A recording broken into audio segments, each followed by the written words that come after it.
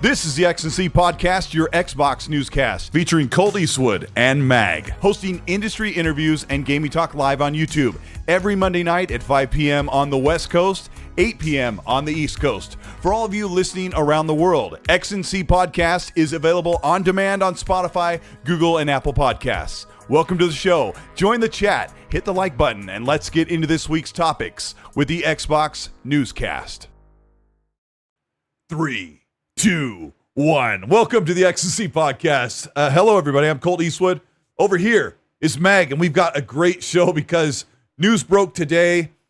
And remember the people that were like, "Oh, I'm so excited for Steam Machine at $300."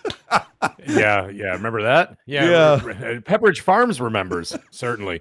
It did. You know what though? It was kind of funny because I was having one of those days today where I'm literally milling around saying, what are we gonna talk about? Like, never mind tonight.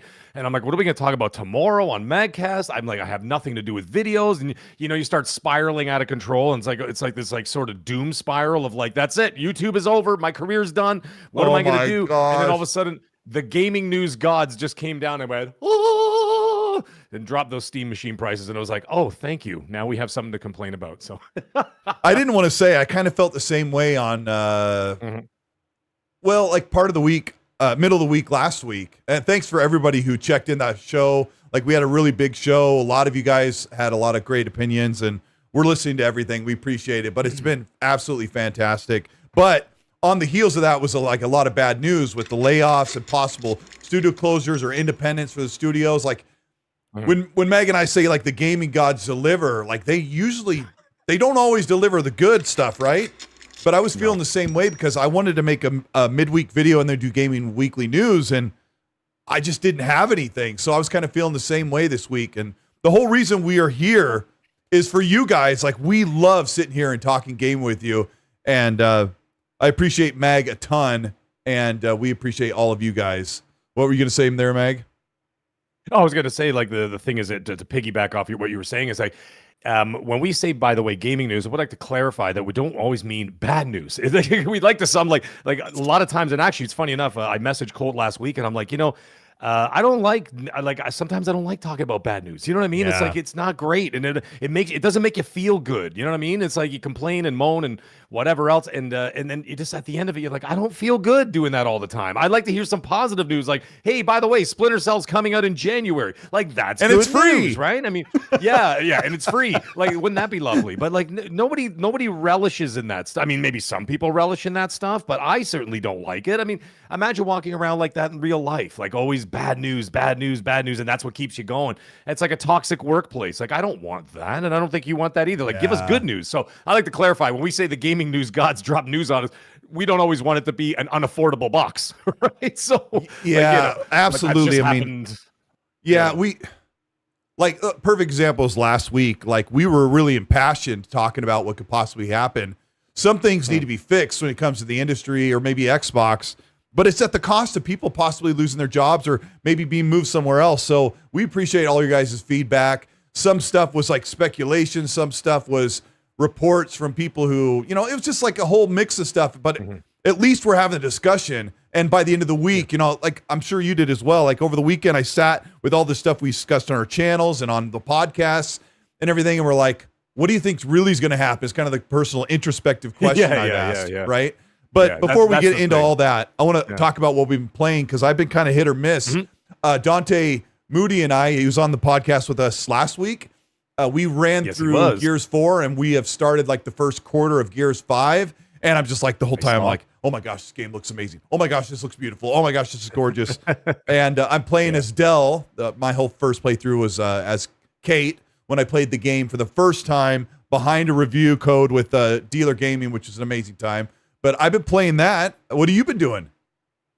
Well, I've been playing, actually, I finished 007, rolled credits, but not only did I roll credits, I didn't actually have that many collectibles to go because a lot the collectibles were fairly easy to get. So I'm like, let me go back. And I ended up getting that 100%. And because I was playing it on the PS5 Pro, I got the platinum trophy on it. So it was great. I enjoyed it for what it was. It was fun. Would I go back to it? No. To me, it was like a one-time experience.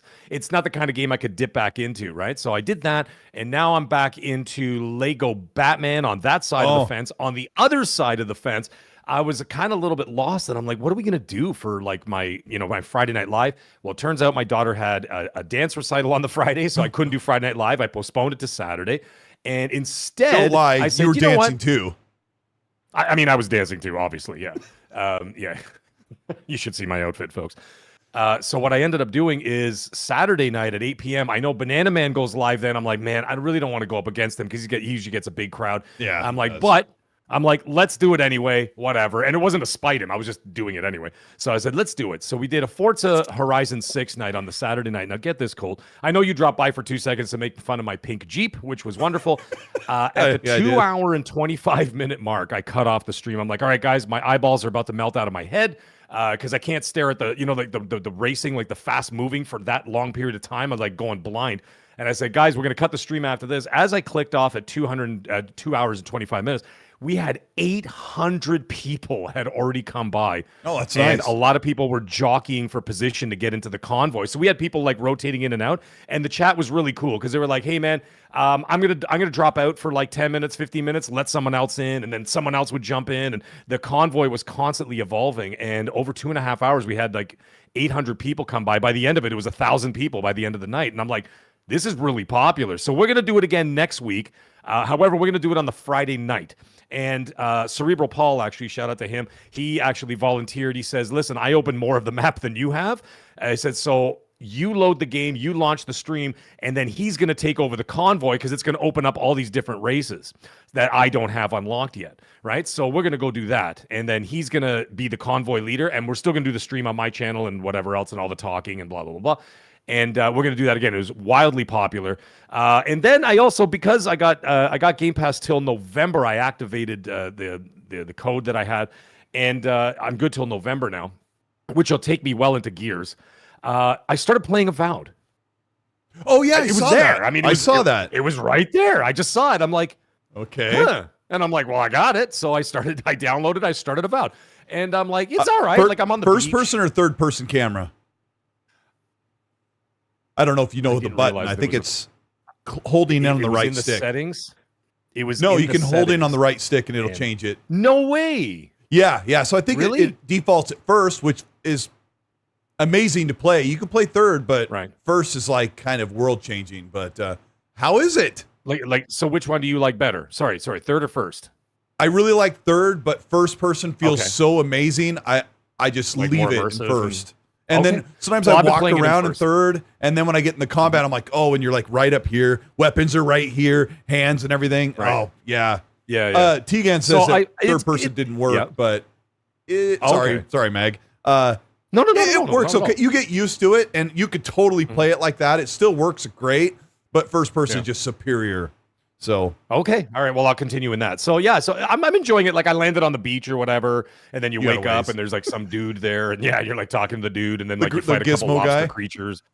Yeah, like he's like kind of bluish or whatever, and then I walked up and like it was basically almost like a tutorial sort of level, like where you kind of go along the beach, and then you climb up some of the rocks and stuff, and then you go off into another area, and then you start talking to more people or whatever, fight some like lobster looking creatures. I don't know what the hell they were, and I just had a dagger and a couple of like health potions. That's it. So like I'm just like randomly poking these dudes with like this dagger. I'm like, And I'm like, you could change weapons pretty quickly, but. Yeah. Yeah. That's the tutorial island, but you got to get through that and then yes, I'm still there. I haven't really gotten that deep because then I ended up going back to Forza Horizon because I was trying to unlock some more races for the stream. And so, because otherwise we're just playing the same races over and over, right? So that's why Paul is like, dude, I've been playing this endlessly. So he's like, I have unlocked pretty much everything. So he goes, I'll host the convoy and then it'll open up the whole map. So I'm like, let's do that. So we're going to do that all the way until we're going to keep doing Forza nights because they're so popular. We're going to keep doing that right until Black Flag comes out. So that's soon. What, like Right, it's coming up soon. So I think another 2 weeks or whatever, we're going to be doing Forza, and then we'll move on to there. And then on top of everything else, Madcast and all that stuff. So that's what I've been doing on the gaming side. It's been exciting and fun. So I look forward to and Halo. I don't know if that's a topic tonight, but yes, the Halo thing. It is okay. I'll save it for later then. Yeah, it's been crazy. Let's dive right in since we have everybody here. We appreciate you guys. We got 500 plus watching. Let's dive right into the Steam Machine stuff because I wouldn't save this as the grandiose moment of discussion because, the excitement about Steam Machine was fairly limited, but the drama behind it is kind of hilarious. I've always been in the camp. I have lots of tweets and polls where I thought, it's probably $800, maybe even $1,000. My video last night, I did a video last night, Mag, about affording the console should be another thing we'll talk about. But in there, I just had this moment where I said early on, the opening minute of the video, I said, the Steam Machine is yet to reveal its price and release date, and it's probably going to be about $1,000. Well, I wasn't trying to be Nostradamus or anything. It's just at this point, if you don't see it, I don't know where you're looking, but basically the base model, no controller, Series S level of storage in it, 512 gigabytes. And I'll just dive right into it. According to Linus Tech Tips, which I watched his entire video today, I don't often watch a lot of his stuff, but shout out to him for looking dressing like he's in middle school. I don't know if you saw this, Mag, but we saw him in LA. Well, I didn't notice he got braces, but he's got braces with the colored rubber bands, and he had on a matching hat and shirt that matched his rubber bands. Mm-hmm. Which totally reminded me of middle school or junior high, but he's young enough to pull it off. Like, hey, fellow young kids or whatever. But hello, fellow high schoolers. What we met great... him in LA. Myself and Holly were there, and she's like, "That's him. That's him." And I was like, "Oh yeah." And he was taking a picture with somebody, and then I just went over and said hi. That was it. Yeah, it wasn't a legend. The legend. Yeah. They did really, really, really good coverage, really thorough coverage. Basically, the Steam Machine, it practically runs like a PS4. From what I saw, I'll just say this. Doom the Dark Ages at low settings was running 46 FPS. Not 60, low settings, which is, I think if you took Doom the Dark Ages and said, hey, I wonder if that'll run on a PS4, that's what the Steam Machine was looking like. So you put out a great video first thing when this thing broke. So that's kind of my setup for the Steam Machine. What a ripoff this thing is. I'm going to sound negative. I'm sorry. But what's your thoughts? I originally was thinking about, I entertained the idea of purchasing this thing because I'm like, well, for $500-$600, I could put that in the living room. My kids can get access to the Poppy Playtime game because on Steam they come out 4 to 6 months before they come out to Xbox and PlayStation, right? So I'm like, they could play it over there. Or a lot of the streams my kids watch of YouTubers and stuff, they're playing all these weird random games or whatever. And the kids are like, oh, I want to play that. I want to play that. And they can't because they're all Steam games, right? And a lot of these big YouTubers, they stream Steam games and they just, superimpose their face in the corner with their, the gameplay. You know how that goes, right? Like those Minecraft videos and stuff. That's what kids want these days, man. Yeah, so I'm like, hey, let me get this Steam Machine. I'll put it in the living room. I can have access to Steam-only games. They have a great storefront, this and that. And it could be like a supplemental console that I could just kind of dip into once in a while. Not for $1,700 Canadian with one controller. So the base price for Canada is $1,500 and I think it's $38 if I remember correctly. I know I just did the video, but I had it. I had all the info down. Yeah, and I haven't memorized it. It's $1,509. That's for the base without a controller. Now, if you want with a controller, for me, it is $1,628 plus tax. So that works out to about $1,750, if not a little bit more than that. So so that's for the base with just one controller. Now, my question is, I have a question for you or the chat. Can you utilize any controller with this, or does it have to be the Steam controller? DualSense, Xbox 360 controller, anything that takes a USB dongle or has Bluetooth, or anything USB wired. Yeah, basically in the US, Mag, it's $1,000 for the base, $1,100 for the one with the controller, $1,300 for the 2 terabyte storage, and $1,400 plus for the 2 terabyte storage with the controller. Right. So you kind of have 4 options, and they all look very stinky. I don't know. Yeah. So actually, I just looked at it now. The 1509 for me for the base with no controller, because I have tons of controllers.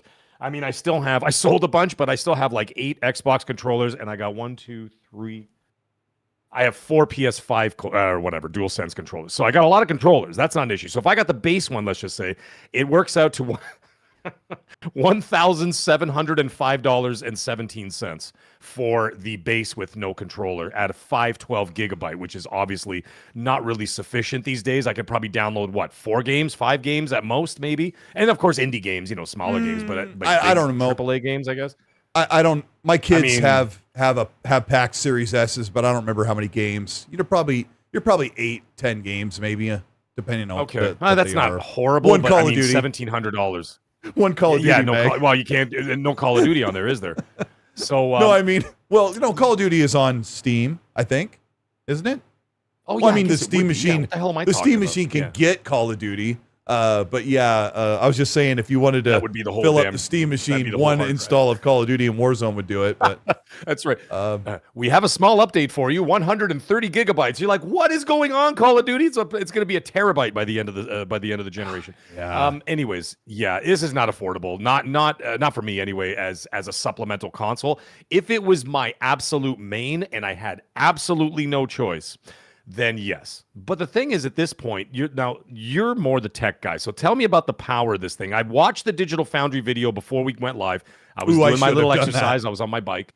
Okay. Yeah, I was watching them, and they did a 32-minute video, and I watched it, and they were trying to break down all the specs or whatever else, and they did not do a well, at least as far as I got in the video, they did not do a comparison on current hardware. So if you were to say, like, what would you liken it to in terms of power? Like a PS4 Pro or an Xbox One X? Yeah. Like in terms of power? Kind of.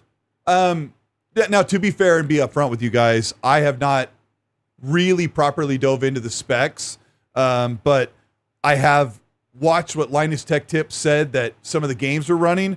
Like, he was like, you get 146 frames per second at 4K for Shadow of the Tomb Raider, but that's a 2018 game. I'm like, you were doing that on the PS4 Pro and the Xbox One X. Yeah. You were doing like near 4K at 60.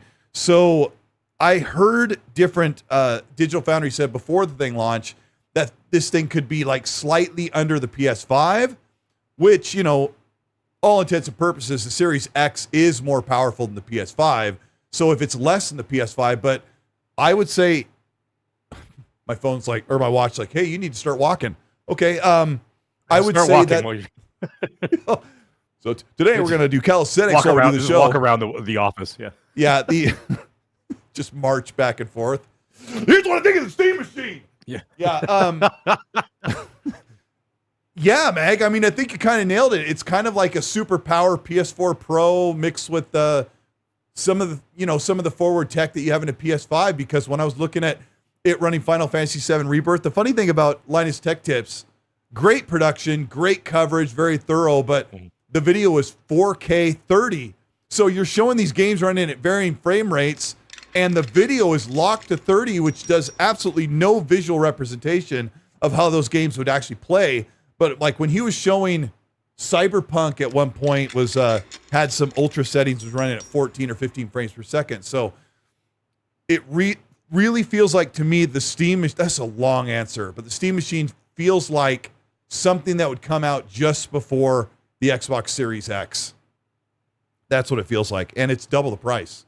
It's crazy. So like, why wouldn't you just buy a Series X or 3? Like you could literally buy 3 Series S's. Because there's millions of same games. Price as like a base. I know. That's funny because Linus Steam said, really got anything that's... Sorry. I was going to say, does Steam really have anything so compelling that you can't get on a console that's exclusive to them? I mean, there's some pretty popular service games, like Dota, League of Legends, some of the Blizzard games. There's, there are lots, and there's lots of amazing games that just haven't come to console. But the point is that Linus was saying, for $1,000 or, $1,100 with a controller, you could just get a PS5 or PS5 Pro even, which is $900.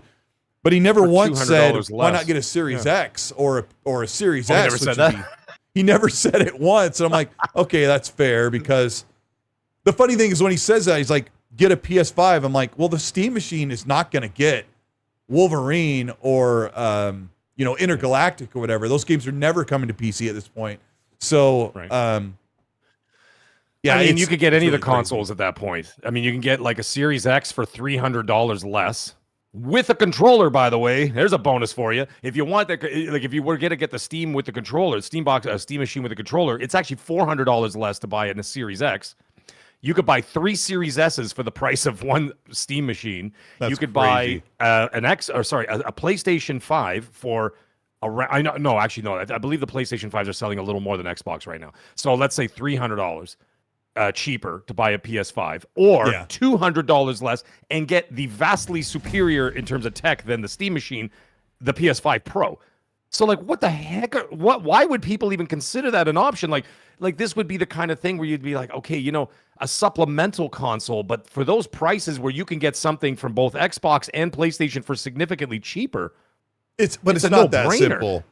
It's not that simple because the consoles force you to spend $100 to $120 a year for online. Just to play online, right? Okay, yeah. The other thing is, Good point, the Steam hardware survey results show that a mass majority, so let's pretend there's 250 million Steam users. That's about how many people are using Steam. The mass majority of those people are playing on older hardware that might be a slight upgrade getting a Steam machine, and then they get to put it in front of their TV or move it back to their desk at ease, unplug like 3 cables. That's and you're there. true.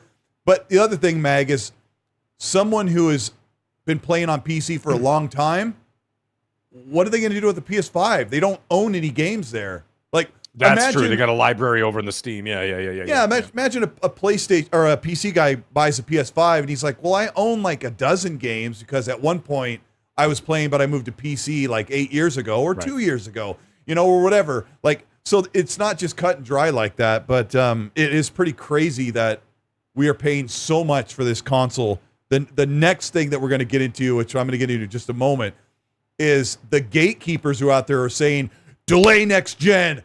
We can't do it. Hell no, we won't go. Hell no, we won't go. And I'm going to talk about that in a minute because I know you and I probably have a different opinion, but it'll be kind of nice to duke it out before we do. I'm going to get some questions. Sure. Thank you, everybody, for support. Appreciate it. Hit the like button for Mag and I. We're going to be busting our balls to give you a really great show. We got a lot of news. We're going to break it all down, and we'll give our opinions, and then we'll hear yours as well. We got Brad Warfight. Thank you for being a channel member for 11 months. Says GTA 6 pre-orders coming soon. We'll talk about GTA 6 in a bit. There's some funny stuff and some cool stuff coming. Grandpa Barbecue's Game Cat gave a couple of supers early on. Thank you so much. For the Australian 5 says, y'all raved about the best machine, the PC/console Xbox Helix. Well, don't complain about the price, he says. What did you think a PC hybrid would cost? Well, I've been saying $1,000 to $1,200. Well, what have you been saying, Mag, all this time? Yeah, basically the same. Basically the same. We've been saying the same thing. So about $1,000 to $1,200. Well, somewhere in that range. Well, we between $1,000 and $1,500. And funny enough, that's exactly what the Steam machine is. It's exactly between that, $1,000 to $1,460. Now I'm starting to wonder if it's going to be even higher, knowing how afraid Valve was when they put that price. They're like, 1,000. Yikes. Okay, and by the way, no GTA 6 on there either, eh? That's going to be a hard sell. No Grand Theft Auto 6 on the Steam machine. So hey, Mag, don't worry. Steam machine has a YouTube app on it. They'll be able to watch plenty. And when they do get GTA 6, how do you think the thing's going to run on that? Probably not all that great. Yeah, exactly. It's going to be like a strobe light effect. It's like, I'll be a freakazoid. Come on and wind me up. And it's going to be on low settings, so it'll look like GTA San Andreas. All the hands go like, come on, CJ. Yeah.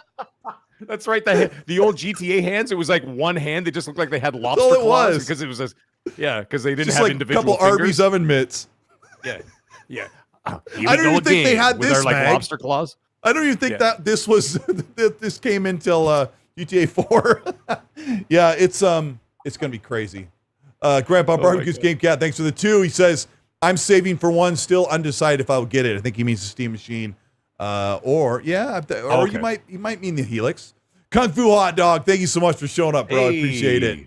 A good friend of both, all three of us are all friends together. It's a beautiful thing. Yeah, man. Thank you for the 10 pounds. He says, hey, Colt and Mag, I was wondering if some of the Xbox studios getting laid off will end up at Rockstar Games. GTA 6 marketing will be some light relief amid the inevitable bloodbath. What do you think, Mag?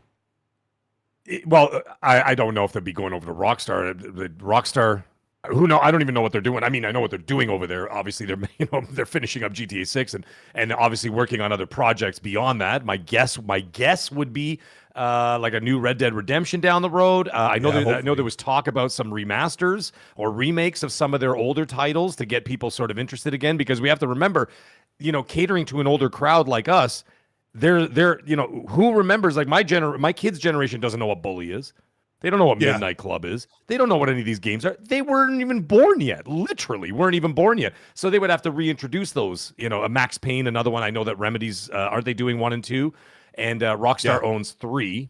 Or I don't know how that all worked out in the end, but either way. So I don't know if they're going to take on more people, but there's certainly the nice thing about Rockstar right now is that it's putting some much needed relief during some negative times, which is kind of wild because 2 weeks ago everybody was riding high off of Summer Games Fest and everything else, and everything. It was all sunshine. It was beautiful, and then all of a sudden, everything just kind of went south, and then got ugly for a bit there, and then we could use some relief from the ugly. As for what Xbox is doing, Kung Fu Hot Dog, I think it's by June 30th. That's the, isn't that the time? Isn't that? A lot of people who are speculating that the layoff announcements would be before July. So any day. Right. Well, if we look at the calendar, which you probably have looked at the calendar, they like to do this stuff on a Friday. I mean, they really do. So it could be this Friday, which would be the 26th. Or it could be, the Tuesday, the 30th, like Mag said. We don't know, but we all are. No, we don't know. Yeah. But yes, some much needed positivity would be good. You know what I mean? Get people hyped up for stuff. And I mean, we got Black Flag coming out, and a lot of people are looking forward to that. I am wishing nothing but success for that game. Rest in peace to Claude Guillemot, by the way. That was crazy what happened over the weekend. Yeah, reset that for people who didn't hear. The co-founder. Yeah, go ahead. Yeah, the co-founder of Ubisoft. He's Claude Guillemot. He's obviously the Guillemot family is, and Yves Guillemot owns the company. The brother of is he his brother? I think so. Yeah, younger brother. His younger brother died in a plane crash. That was horrible. So, anyways, I wish nothing but success for like Black Flag as well. So, I mean, they could use that. They could use that boost. You know what I mean? Ubisoft could use that boost. I think the community could use it as well for a nice, fun summer game. And then dovetail right into a couple of weeks later, right into Halo. I mean, that's a good way. That's a good way to spend the summer. I'd be happy with that. So, you know what I mean? Because if Halo is later, like Halo drops. Yeah. I mean, do we have a release date for Halo? 27th, I think. Okay, I already forgot. 28th, Kat. Yeah, I forgot. That would be like 3 weeks away. Yeah, that's so funny. I don't even remember that release date. I just remember how amazing the game looks and how we got to play it at FanFest. That was so amazing playing it at FanFest. Yeah. I also want to reiterate, because we're not going to be talking about the layoffs really tonight, because that stuff's all kind of been said. I want to reiterate what Jason Schreier said in his video, that everyone kind of is like, oh, which studios are going to get shut down? The reality is, as far as he knows, they are talking to everybody and trying to find a solution that works for them, their IPs and franchises, the studios, etc. So there's going to be a very mixed result of what happens. And I'm not really convinced that it'll be a bunch of studios closing. There'll probably be a hybrid of different things. So it'll be tough to see. QMax, thank you so much for the 5. Says, damn Gabe said, to hell with it. I'll be the scalpel this time. And he set those Steam Machine prices. He wants a new mansion and a yacht. Cheaper to build a PC. Well, he just built that he just bought that $70 million place in Florida. I mean, he's got to pay for it somehow, right? So he's got to make sure no subsidization of the consoles, right? So, yeah, you cover that in your video, which is, it's funny that they make 30% on millions and millions of sales of games every day on games that they don't make. And he's like, we're not going to subsidize the Steam Machine. There's that dang price. It's like, man, I'll tell you what, I don't know how that happens, but like Asha Sharma said that in her memo last week, that when they got in, Steam prices RAM prices were doubled, and then they went up 5 times, and now they're looking to come up 7 times. So Helix again. She said that by the time they get ready to make some moves, it's going to go up to like 7 times. Alex. Thank you for the Canadian Q79. Says Steam Machine's RDNA 3 versus Project Helix's RDNA 5. Thoughts? I'm the tech guy, I guess, when it comes to this. I've also been talking to a developer behind the scenes that I've been in connection with from other podcasts, and I'll talk to you about the performance thing, because when we get into this whole delay next gen, your eyes will be open as the meme, the Colteastwood meme is always there. He says the RDNA 3 versus RDNA 5.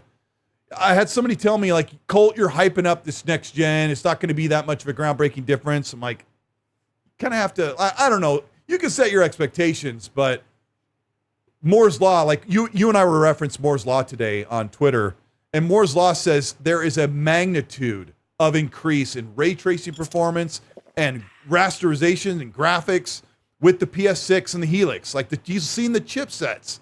Like, he's really excited, and I'm excited too. And I want to get into that in just a moment. Los Spree, thank you so much. They sent one channel membership, went to Marcus Beebe. We appreciate you. We got Andy Ackerman says, when you were talking about playing Avowed, you said with the dagger, he goes, Mag is randomly poking dudes again? Because you said you were not out there. Oh, really? Come on, man. Jeez. Hey, you're caught in 4K, bro. Out there. I know. Just poking dudes left and right. Mag gets it done. Oh, my God. Like, can you stop saying that? Someone's going to clip that. As if we don't get clipped really enough. Yeah. We got Broke Boy with a big 5. Thank you so much, Broke Boy. He says, screw the Steam machine. I get a 4060 Ti pulled for my PC when I upgrade with GPU. I'll build my own. Rest of the components for the build components is 600 or more. There's a great video. Zach Builds, this YouTuber that 3D prints and engineers and designs his own crap. He made his own Steam machine. It looks like one, and it's got like all the components of a real. Yeah, it's awesome. If you go to one of my videos from like maybe 3 weeks ago, I showed like real short bits of it, and I fast forwarded it. He built this incredible Steam machine for about $1,000, and he says, "Get this! This thing will wildly outperform the specs that are on paper for the Steam machine." And it turns out the price is exactly the same. You know, and I think he bundled in a controller too. I'll have to go back and check that out. If you get bored, write on a separate tab, Zach Builds, one word, ZAC, and check out his video, or I'll link mine later. Colin Prime, thank you so much for the 14 months, says 2,000 for Xbox Helix with the official name of Xbox. 2,000. Yeah, great. $2,000. Yeah. What do you think, Mag? Is it possible? Well, you know, that's why, you know, I talked about it in the video today. I'm still standing on that hill that I don't think, I don't think they go for. I mean, if the prices keep going the way they're saying it's going to go, then I don't see them launching in the fall of 2027. I see them pushing it out just until everything calms down. But I don't know, man. It's a very see, just like you said, like Ash Sharma herself said it, and she said the components now are 2 times. I didn't realize she said 7, by the way. I thought she just said 5, because she said they're 2 times the price now from what we paid from the fall of 2025. And she said by the time that fall of 2027 comes around, it's going to be 5 times the price for the same components. And I mean, to me, that was just kind of signaling in, you know, the corpo way of signaling, saying, hey guys, it's a probability that it would be too unaffordable. Now, at the same time, also remember, Satya had an interview where he says, we're done subsidizing. Yeah. It's time to make money on the Xbox. So if you put 2 and 2 together, what she said, 5 times the component price, and he's saying we're no longer subsidizing, that means that it is going to be a very expensive console, or they move it out at 27. She said 5X. Because I mean, they both. Sorry, said I want to correct that. I misquoted. She said 5. Yeah, she said 5X. So okay, I'm sure that they may be going up more, but yeah, I don't know. Let me. That's yikes. That's all I gotta say. Listen, folks, make sure you air or whatever you know the air thingies that you buy, those air canisters. Clean out your consoles. Take very good care of them. Tuck them into bed every night. Kiss them good night. And just take care of your hardware, okay? Because it's going to be very unaffordable for a lot of people, and that's really unfortunate. It sucks, but like even me, like I don't. If it's, you know, even if it was like $1,400 US, that's $2,000 for me, dude. You know what I mean? And so like that's a lot of money, man. I mean, at that point, I mean, holy cow, what are we talking about here? You know what I mean? And I've got 1, 2, 3, 4. I've got 4 consoles here now. A 5th coming in November. The X25. What the hell am I going to need? You know what I mean? Like, I might as well just hang on to that. 6. And I said it in the video, optimize what you got now. Optimize for now, because the next generation, so to speak, for the first 3 years of next generation, Xbox and PlayStation included, those games are going to be on the old consoles. You're going to be able to play them on the Series consoles and the PS5, the PS5 Pro. Yep. And they're going to continue to do that for the 3 years into the generation, just like they did this generation. So for PlayStation, for example, I got the PS5 Pro. I'm totally happy with that. And then the Series X, I'd be happy with that too. I have the Series S. I'd be curious to see how that holds up next gen with whatever they got coming out. But they're going to be on those older consoles. By the way, Saturday night stream, I did a tweet, by the way, where I was a little concerned, and my controller was on top of my Series S, and I picked it up, and the controller was hot, right? And yeah, I know. I was looking up an answer, and I never responded to your tweet. Dude, I put my hand on it. It was like, it was not warm, like, okay, it did an update or something. It was hot. Like, I mean, I could have put like a grilled cheese, like on a radiator in a prison cell, kind of like hot, right? I could, you know what I mean? Yeah. So I was I'm like, what's happening, guys? And they're like, check to make sure it's not dusty, this and that. So I cleaned it out and it seems to be fine. So as a test, by the way, Saturday night, I ran the Forza Horizon stream. I did it on the Series S to see if it would crap out on me. And it was totally fine. It was chugging along like a beast. Yeah. It was no problem, and it wasn't overheating. It was actually a normal because every once in a while I go like this. I would lean like off screen. You can see me like leaning off screen. And it was because I put my hand on the console to touch it, and it was fine after I gave it a little bit of a cleaning. So the Series and PS5 consoles are freaking stout. Like they've made so many decisions, like when it comes to overheating and durability. Like we don't realize it. And when you talk, I want to get into this. I want to make sure I kind of catch up here. I am going to talk about delaying next gen because I got in an argument with another content creator and I was trying to keep it civil. Well, I did keep it civil. We kept it fine and civil. But I want to talk about that in just a moment. Highlander, thanks for the 5s. Goes Colt Mag, GTA 6 will be 60 on Thursday. Let's go Steelers. Did you say 60? $60 or 60 frames? No, not a chance, bro. Not a chance. We'll talk about GTA toward the end of the show. We got Itchy's Spaghetti. Itchy is Spaghetti. There we go. He's a Thanks maggot. for the 5. Appreciate you being here, bro. He says, 1,000 plus. No thanks. I'll stick to GeForce Now on my cheap Asus ROG BC250 Bitcoin mining card converted to a Steam machine running Linux.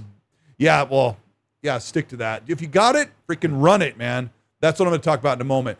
The dude, F76, thanks for the 5. Also a Fallout 76 fan, which means you're super awesome. He says, I just want a console hybrid that I can play all my games. I'm looking forward to Helix. One more.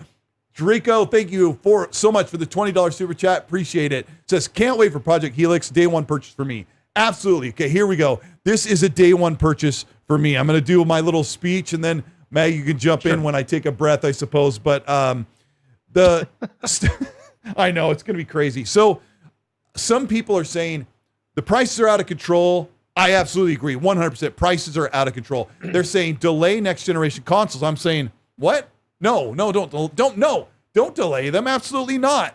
If Xbox and PlayStation want to put out their consoles at the end of 2027, I don't think waiting 1 to 2 or 3 years is going to significantly lower the amount of the consoles. Real quick thing I'll shove in here, like a little comparison. It's not bulletproof, but back when Mag and I were little kids, cars were $3,000 to $6,000. Roll up windows, AC was an option. Rack and pinion steering if you're lucky. Like cars were very bare bones. And as technology and everything evolved, everybody's car came packed in with all these great comfort features. Cars are really super advanced. They got more expensive, and it became a standard of what people want. Now, I don't like to compare hamburgers to video games or whatever, but the point is, I think we've now reached the point where consoles, starting with the PS5 Pro, Series X and stuff, that consoles have kind of become more like PC, and they're becoming faster and more powerful, and they're kind of a premium product, but unfortunately the price has gone with them.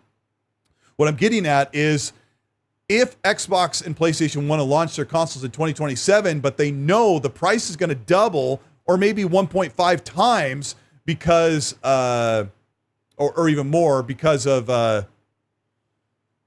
RAM and component prices, like that may be the reality. So Mag said it really well that the current consoles are going to be continually getting games. This generation, I'm gonna leapfrog back and forth here and make sure I'm getting all the points here. this year we had 3, maybe 4 years of cross-generation support. If you were still on PS4 and Xbox One, you're still getting Call of Duty up until this year. This is the first year that Call of Duty is not on last generation console because developers know, hey, our game is scalable. We can sell it across 50 million people on PlayStation 4. The reality is when the Helix and Xbox or Helix and PS6 launch, okay, it might be $1,000 or $1,500, but you've got 150 million plus on last generation consoles. That is an audience no one will leave behind for 1 to 2 years. So when you've got content creators out there saying, delay the consoles, don't put them out. Hell no, we won't go. Don't make us pay these large prices. The tech enthusiasts that want to, let them. If you don't want to pay those prices, sit on your Series X or your PS5 and enjoy that you're not shelling out ridiculous amounts of money because you don't have to, because according to these people, we haven't even scratched the surface of the consoles. The consoles look fine and they only need to be optimized more and they have way more headroom and longevity left in them. So why would we jump into next generation? It's so expensive. Let us stay. Well, I'm here to say, guess what? You can absolutely do both. If there's a really expensive premium next generation console and you can't afford it, I am never going to tell you that gaming's too expensive and boo-hoo, too bad for you. I'll say, it kind of sounds kind of Don Matrick, but hey, if you don't want to pay and you think that price is wrong, don't pay it because games look amazing on the Series X and the PS5 consoles. So stay there. And when someone says, don't delay the consoles, don't put them out next year, it's not fair, it's too much money. Either way, you would still say on the current consoles. Here's the other thing I want to say, last thing before I give it to Mag, because I could just go on forever. No, keep going. When that Helix drops or that PS6 drops, okay, I'm going to put you a pretend number. Let's say the PS6 is $900.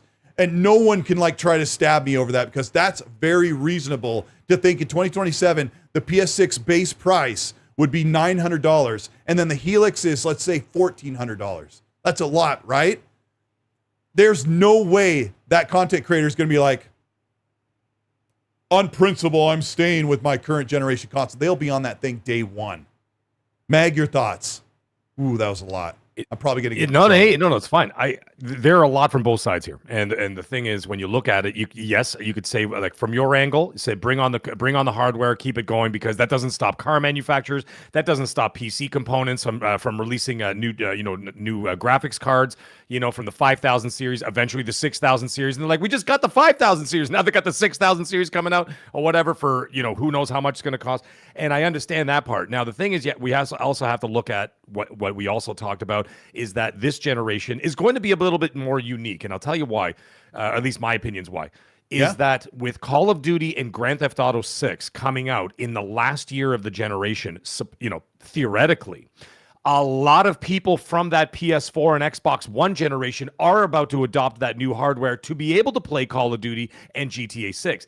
There is no way in hell that they're going to upgrade beyond that within a year. Or a lot of people who've purchased this year are not going to go out and buy an Xbox Helix or a PS6 when they just bought hardware now. They're like, no, I'm good for another 5-6 years.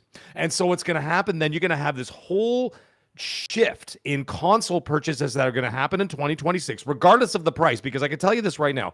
I know a lot of people aren't happy about it. I'm one of them. They're not happy about the prices. However, there are options for the people. And I've had people reach out to me all the time. They're like, you know what, Best Buy, $50 a month. You know what I mean? Best Buy has their own pay-as-you-go program? Right, the pay-as-you-go programs, whatever, like the layaway or whatever. You can finance these things. You can get a finance from the bank. You know what I mean? I need $1,000. Okay, you go to the bank. Okay, they'll take a $5 interest or whatever, every single month or whatever. But you pay $55 a month. You pay the loan back. People are already talking about doing that. Now, is it ideal? No, because console gaming was supposed to be the affordable part of gaming. It is no longer the case because of our current global market conditions. Right? Sorry, what were you saying? I'm saying it's so sad. Yeah, it sucks. I don't like the price either. I just don't want to wait. Can you imagine? Go ahead. We used to do that for cars, ladies and gentlemen, okay? We financed cars. Now we're financing Xboxes and PlayStations. Like, what happened to this world we live in, right? It's madness. You need to come out in a checkered blazer and try to sell consoles in front of Best Buy. Exactly. Have no money, have bad debt. Yeah. You have no money, have bad debt, no problem. Come over here to Mag's Financing, where you can just whatever. Mag has a little notepad where you put your fingerprint, but it's got a cigar cutter on there when you put it in there. Now remember, if you don't pay on time, I hit this button. That's like the movie Darkman. I got a briefcase full of thumbs, full of severed fingers, and be like, "This is what happens, folks." Anyways, the thing is, but now you got to look at the other side. The other side is the optics, and this is what the companies do not want. Oh, from the company side. From the company side, and from the regardless of the fact that yes, you're going to have well over 100+ million, 150 million, 160 million on the current generation consoles of both Xbox and PlayStation, right? And then you're going to go look at the new generation. Well, the shareholders and everybody else in the news, they don't want Xbox to come out and say, we sold 500,000 of the new Xbox, and then PlayStation doesn't want to come out. We sold 500,000 units of the PS6. They don't want that either, because from an optics point of view, it looks bad, right? Because people are going to say, ooh, the next generation's not good, or it's not doing well. I'll just stick with this. They want you to adopt that new hardware eventually, right? And the thing is, if they start off poorly, without a pandemic to back them up. Remember what happened the last gen, or this gen? We had a pandemic that they could just fall on that excuse for 2 years. Oh, well, the sales are bad because of the pandemic, which is true. There was a supply chain issue. However, that sucks. They don't want those bad optics. And the thing is, they also don't want people to associate their product with unaffordability. And that's another issue, especially when you're dealing with the 85% casual. Not us, not me, not you, not the chat, because we're locked in, right? We're locked in. We're the hardcore. Otherwise, these people wouldn't be listening to the show. You know what I'm saying? Yeah. So that being the case, how would you do that? Like, you know what I mean? Like, you don't want people to look at that and say, oh, now it's associated with unaffordability, and that is a real issue. So, you know what I'm saying? There are merits to both sides to this, where you could say, okay, bring the hardware on, but at the same time, you don't want your brand to be associated with unaffordability for the casual market, which makes up the majority of the market. So that's a tough one, man. It's tough. I wonder do you think that PlayStation is looking forward at the PS6, knowing how successful they are, thinking we're probably going to have fewer people buying that generation? Do you think that that's a reality they're looking at? Or do you think they're going to say the first part again? Do you think that PlayStation's looking forward at their PS6 saying, we're probably not going to sell as many of those as we did the PS5 and PS4, because it's going to be more expensive and people have kind of changed? Or do you think PlayStation's like, we'll probably be fine. All we got to do is put that thing on the shelf and it'll do what it does, What do you think's going to their outlook is? See, maybe that's their outlook. I have no idea, but the thing is, that's not the reality either. What's your outlook? That's not a good then? reality either, because, well, see, like, okay, let's tackle that first part first. So if, let's say, a Sony exec says that will be fine, and they will be fine, but I mean, overall they'll be fine. But I'm saying it'll be fine. We'll just put it out there, people will buy. But then when you get the people who actually go to the store, all right, come on, Jimmy, let's go in the car. You just graduated, kindergarten. Let's go buy your console or something. Yeah, I want a PS6, Daddy. And then they go to the store, and the guy goes, $900? Okay, guess what, kid? We're going out for ice cream. You know what I mean? So it's like, there's a reality. You're getting a leapfrog, and you're going to like it. Yeah, like, I mean, I talked to one of my, not my neighbor anymore. He moved to the next town, but he messaged me and he says, hey man, his son, he said he wants a PS5 or whatever else. He wants to upgrade because he still had a PS4, right? And he goes, I wanted to get a PS5 for him and this and that. And I said, you haven't been paying attention. And he goes, no, I have no idea. He has no idea what's going on, right? He's not one of those. I'm just going to go spend $400. Yeah, so I showed him the prices and he says, oh, okay, I guess he's going to have to go get himself a job. Because he said, I'm not buying that. So immediately, a lot of people turned away from that. Switch 2, same thing. Up here, all the people that had Switch 1s, that all the kids in the neighborhood and all the parents I've spoken to in person, I'm saying, are you guys going to upgrade your kids to the Switch 2? And as soon as they saw the prices, literally not one of them bought it. I'm the only one who got it, and that's because I got that good deal on the trade-in. That's it. So that being the case, I was just like, okay, well, there's a reality to it. And the problem is when gaming is not your priority, that kind of puts you in the category as a casual. And so that's the thing, right? So when you look at that, and never mind just the casual, even the hardcore, I am pretty sure I could speak for at least some people in the chat here, that even the hardcore don't want to pay those prices or can't afford them. They game 7 days a week. They're on there day and night, night and day, whatever, gaming, and they probably are like, I can't afford $1,000 or $1,500 for a console. And that sucks too. So it's not just, not just inclusionary of the casual. It's going to affect even the hardcore because money is an issue right now for a lot of people. I mean, groceries are getting more expensive. People can't afford to live anymore. It's like, you know what I mean? This was supposed to be the fun outlet, but when it comes to the point where people are looking at financing for a console, man, we just went wrong somewhere. You know what I'm saying? Yeah. Not the tech world. Look at the poll. I mean, look at the hardcore. The hardcore. I saw the poll. If you're here watching this show, like, gaming is one of your favorite things in the world, and we appreciate you guys. Hit the like button. You guys are awesome. The hardcore right now are saying, half of them are saying, yeah, they want next gen to be delayed. And I would. So we got 50-50 there. 50-50. I would say the hardcore would be more apt to say, man, I love this so much. I want to carry my library forward, and I might have to spend double to do it. I remember you and I used to say on the show, like, hey, trade in your current console for $300, and then, maybe the next generation one is $200 more than the last. So maybe it's not that big of a deal, but if you get $300 for your Series X, and then you got to pony up another $1,000 just to get a Helix. No pun intended. Yeah, no pun intended. And I want to be very clear, because it's actually not clear with everything that I said in my big speech. I do not like this price, Sam. I am, but I play games on PC, then I play on Xbox, and I kind of do half and half. And I was talking to one of the content creators who's like, you don't need the Helix. Like, you're fine with the Series X. And I'm like, the Series X, these consoles are barely running 1080p. And they're using all kinds of magic to get past 1080p, right? And, sometimes like, geez, this game's barely holding 60. I would love the opportunity to just play everything on one place on a brand new upgraded piece of hardware. And the Helix would be about the same or slightly more powerful on my PC, but all my games would be right there. One launch, one controller, one vision. I gotta read this from. Love that song. I had one quick question for you then. Yeah. My question is this. If you buy the Helix, not if, I know you're going to buy it. So you're going to buy the Helix, and it's more powerful than the PC that you currently have that you're gaming on. Will you replace that as your main gaming 100%. Apparatus? I don't want to call it a console. So that will be your So that will be your new gaming primary. The only reason why I play certain games on my PC is because the current console version is, running low resolution or 60 frames. It can be a little iffy. And I'm like, well, I have it, and I'll play over there. And then I make massive concessions. And people can say boo-hoo-hoo, but I spent a lot of money on the PC that's over here off screen so that I can do production, streaming, graphics, my actual job. I make my own everything. And then I play games on it since it has the power.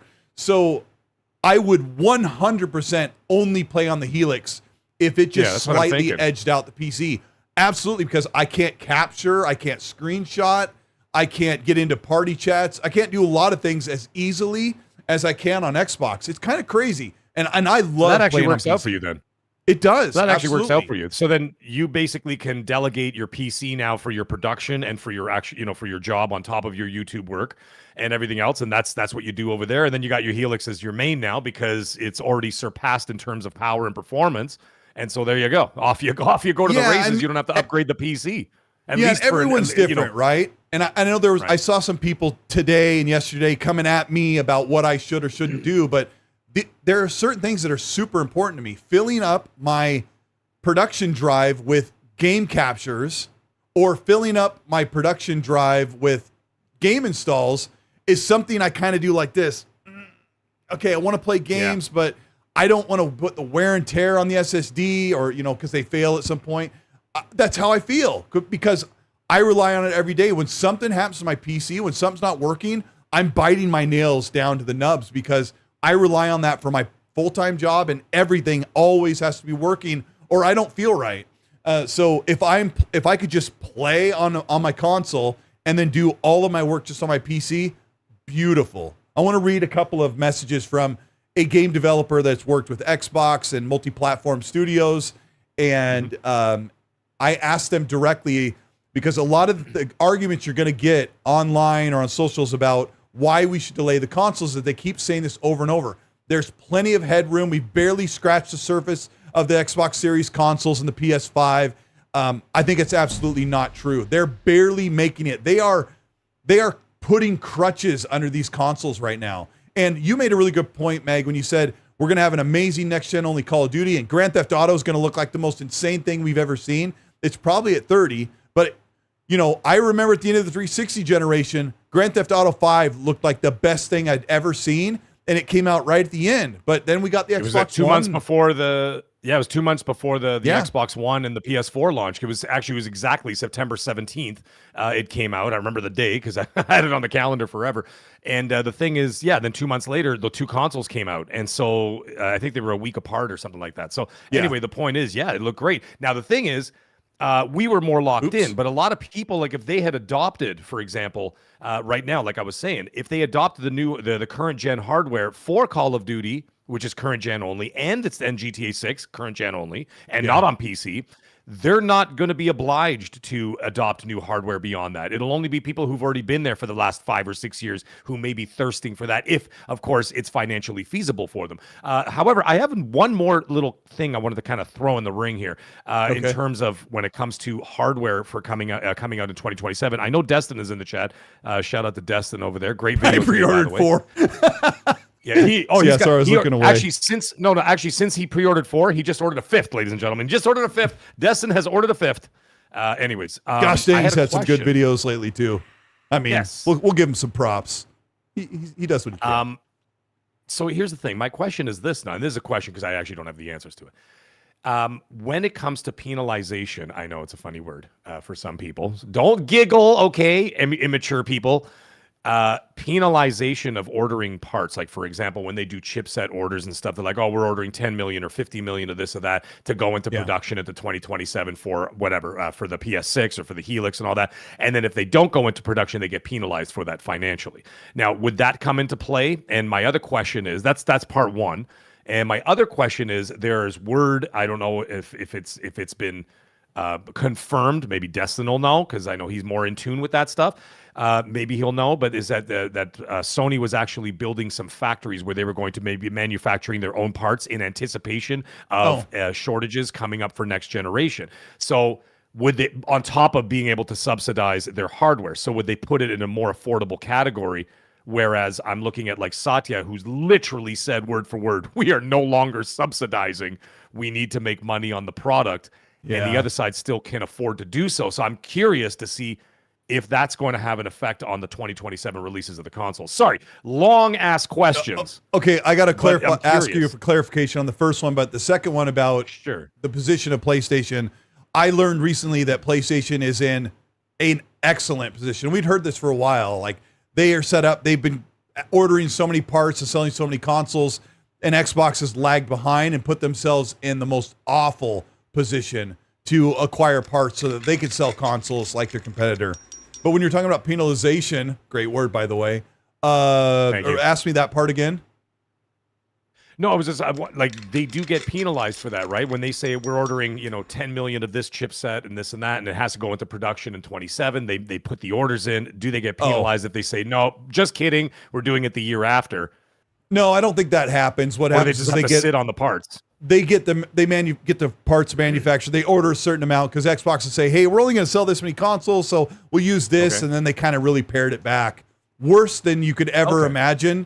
Some of that stuff I can't talk about because I had a conversation, but yeah, Xbox put themselves in a ridiculous position, and now they need to find a new way to do that so they can get back to the old days of making consoles. And Matthew Ball and Ashish Sharma have said that stuff publicly, so they are going to do that. So this developer said. The specific question I was asking about, people were like, there's plenty of headroom. We barely scratched the surface of these consoles. Or devs need to optimize for the games better for the consoles. I absolutely agree. But this developer says, current consoles, more headroom. Are you talking about frame rate budget, AI upscaling, or diminishing returns? And I said, yes. And he says, that's absolutely wrong. There is not more headroom. Current consoles could be far more optimized, but needing next gen, come on, we need next gen. They said diminishing returns for resolution and frame per second are around 4K, 60 FPS. We still have a long way to go. And I said that most games these days run at a native 480p, and then they're up-res with upscaling technology. And he said, yes, somewhere around there, sometimes more, sometimes less. The consoles are absolutely stretched thin, doing the best they can do. When you're playing a brand new game, and if you watch Digital Foundry and they're like, well, the native resolution it's usually around 1080p or maybe 1440p. When we first got these consoles, you were running almost native 4K in Dying Light 2, a game that looked so good, your zombie face would melt off, and it was running 60 frames on PS5 and Series X. And I don't think that game is any cross-generation than something you get right now. Like Expedition 33 looks amazing, all these games look amazing, but they're doing the best they can on aging hardware that is actually 2019 era stuff. So I think we do need next generation very soon. Let me grab some supers. You guys are amazing. I just want you to be able to, some of the answers from that developer are kind of vague, but I want you to be able to come into that conversation. If you're an avid watcher of Digital Foundry, pay attention to how they say these games are running. They're very heavily relying on a crutch that is now being pushed where developers can say, the games are so big and there's so much work to do, the games are taking too long.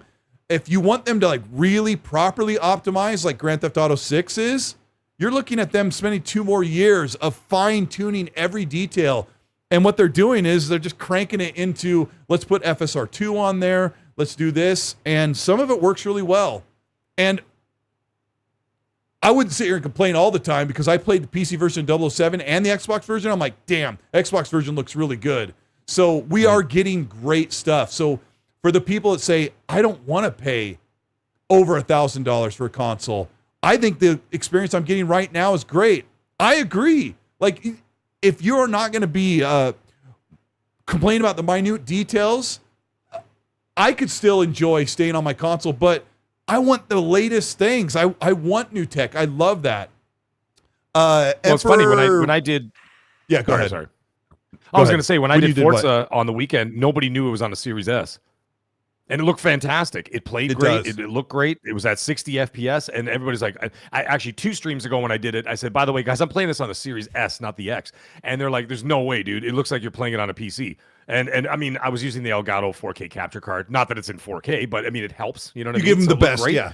Yeah. But I mean, I'm looking at the games and I'm like, they look fantastic. They're immersive. They're beautiful on both consoles. I have no issues whatsoever with any of that. So give me that for the next couple of years. I'm okay with that as long as I'm getting that and I'm getting that performance. Now, you're a tech head. I mean, you know, that's what you do, and I know that's your jam. And so that being your jam, well, of course you're going to want that new tech, and of course you're more in tuned with the tech side of things. So you're going to notice the little differences that I wouldn't because I'm not really into it, right? So I wouldn't notice like even like the smallest screen tear or whatever, like on the tip of the mountain, but you might see that.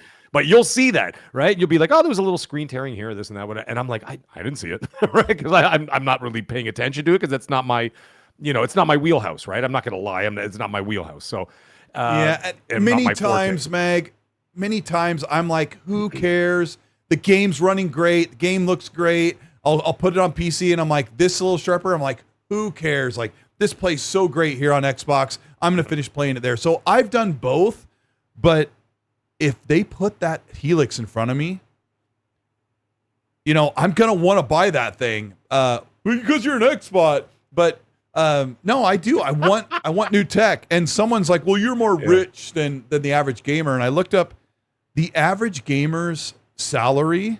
And Mag, you could do the internal math to yourself if you want, but is $66,000 to $120,000 per year. And I'm like, I'm not rich. I'm like in the below average. What is this? And so it doesn't have to do with, I mean, there is some, it's important for me to have the latest tech. And I can't sit here and listen, I'm not going to lie to myself, dude. In order to keep my channel, to stay relevant in the YouTube space, you don't think I'm not going to have a Helix day one or a PS6 day one? I am. I'm just going to bitch from now until then. Yeah, and I would like if I had to put down $1,200, like I'm gonna complain about that when I do it. But if you're like me, I could play like 2 or 3 amazing games that look really great on the new console. Like I always told you guys, when I played Assassin's Creed Origins at 4K on the Xbox One X, when I first got that, And I love the game. And I was halfway through the game and I'm like, this paid for the Scorpio. This, like, I know I had to put down $500 and that was tough. I remember asking my wife, I was on an out of town work trip and I said, can I pre-order this? Because $500 is a lot of money. We had 3 kids. We still have 3 kids, but we had 3 kids at home. And I'm like, I already have an Xbox. I'm like, and she's like, yeah, sure. And I was like, thank you. Like, truly, thank you. And one game could, like, I was like, this pays for it. But, and I can't sit here and tell you that it could be possible. I don't know if I'll get, I have the opportunity again, but I could get the thing for review. Maybe they'll be severely limited and I won't, but I will happily buy one because I want to have one for you guys, for the channel, so I can play this thing and so we can record and stream and do stuff so we can talk about it firsthand, because some of you who voted no might be kind of on the, I don't know. I might go like 2 weeks ago, you know what, fine. Or like me, I waited like 2 or 3 months to get the Xbox One, right? I didn't get it day one. It was different times. And, you may watch Mag streaming a game on the Helix and go, you know what? They're right. Maybe I do want one. And that's just the reality of it. I don't want somebody, Mag, I don't want someone out there saying, delay the consoles. Don't put them out yet. And then they get like a ton of likes. This person had like 1,500 likes. And then Xbox leadership's like, dang, maybe we do want to delay it. I'm like, no, I don't know. I don't know. Maybe I'm just crying. I mean, like I said, there is that reality, like for you and I specifically, because this is what, this is a thing that we do. And of course we're going to be getting that, and like I said, we're going to complain from now until then. But the thing is, we're also not complaining just for us. I think what we're trying to do is also sort of project these thoughts onto what we think the general public is going to be reacting to it, not us specifically. Right. So we're going to look at that and we say, well, when we talk about, I know it's blanket statements and that's kind of what happens. I mean, what are you going to do? I can't speak for every last human being on the earth, but I mean, what we do is blanket statements of what we can sort of project or think the casual market will react to it, or the hardcore market will react to it, right? Yeah, absolutely. But yes, the reality is, let's face it, we're not going to lie to ourselves. The reality is we're going to buy a Helix day one and a PS6 day one. We're going to do unboxing videos. We're going to put it on. We're going to stream games on it. We're going to do our thing. Yeah, you got that. I already got my 25th anniversary console. Yeah. Oh, that's it right there. Ladies and gentlemen, look at the form factor. Look at how amazing Jason Ronald is. He actually turned it into a credit card, ladies and gentlemen. That is how amazing the man is. By the way, I told him. There we go. Yeah, you can actually see like the fake components in there. But yeah, I had this in my magazine. Grab his. I had this in the background. Somebody goes, "Did he already get his console?" I'm like, "No, it's just a little metal, and it says 25th anniversary." You got yours, Mag? It's actually quite cute. Yeah. It's the X25, and then on the back, it's got like the little fun little thingy mabobber. Did you get the email, by the way? I'm going to throw it in this. I'm going to frame like all of my. I'm going to this upside down, but I'm going to frame my my badge and pictures of us and everybody hanging out and put together a collage. I have. Well, the thing is, off sometime. At the end of it, like what I'm going to do is what I did before in the Xbox One and PS4 generation when I did not have as much, I didn't have any expendable income. I just got married. We had I had our first child. We had no money. We were living in a townhouse, and we had one car that my wife and I had to share. So we had to like organize. Like, okay, you drop me off at work and then you drive yourself to work and then you have to pick me up after work and then we'll go back out. Like, you know what I mean? Like it was that kind of thing. I know it sounds like not like a really much of a boohoo situation, but consoles were not the priority. So what I started doing is I started taking the kitchen tips when I was working in the kitchens and I just give them to my wife. She put in an envelope. So I'm doing the same thing now. Put $20 a week, $20 a week away. No Starbucks, no Tim Hortons, no nothing, no takeout, no stuff. I mean, that's all bad for you anyway, and then we're on a diet anyhow. So, but I'm just saying, whatever you would have spent on that, put it away. And you got $80 a month, maybe $100 a month, whatever you feel like saving. And then on top of it, don't forget, if you do go get that new hardware, the older hardware will be much more in demand, because a lot of people will not be able to surmount that price wall, right? And so that being the case, a lot of people will be going for those Series X's, the Series S's, the PS5s, the PS5 Pros. You can get a hell of a trade-in for those, or go on Facebook Marketplace. Make sure you do it in a police station parking lot, by the way. Don't be doing it behind the Jack in a Box at 3 a.m, because you're going to get jumped. But you know what I'm saying? Like, yeah, you can get $300 $300 for your current hardware. So whatever price it ends up being, whatever money you save aside, you can knock $300 off that price right away with a hardware. It's not much though, and it sucks that we're sitting here like, hey, you too can save for 18 months. Like if you set aside a certain amount, $50 a month for 18 months. That does bring up the video I put out this morning, and a big shout out to GameSeeker and Jez Corden. GameSeeker's a friend of mine, and Jez Corden of Windows Central, who had an article about this last week. There's a high probability that Xbox is going to have all access return, where they bundle and lock you into 2 years of Game Pass Ultimate, and then you pay the 24-month divided portion of the console, which comes out to around, to my best guesstimation, in the US, $65 a month for 2 years. Same as cash, no interest. You could possibly get, a $1,200 Project Helix with Game Pass Ultimate for the 2 years, and the console's yours day one. $65 a month?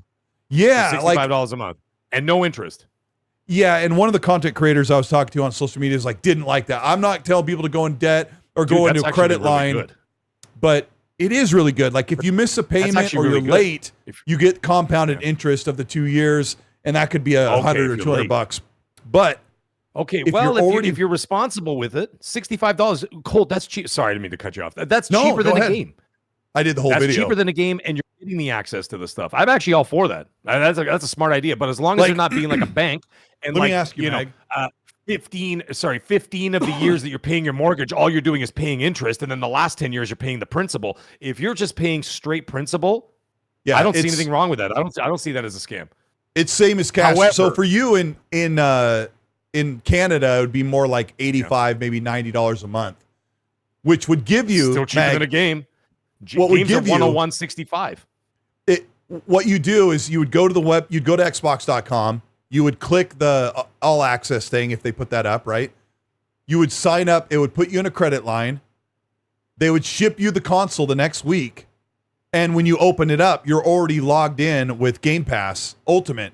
So you've got Game Pass Ultimate every month an option with that payment. So I think with All Access, they only do it if you buy the console bundled in with the service. That's how it makes it work out for you and for them. I see. Okay, so they're basically kind of like forcing you into Game Pass for those 2 years or whatever. Yeah, because you have 2 years of all these games, plus you have the console day one.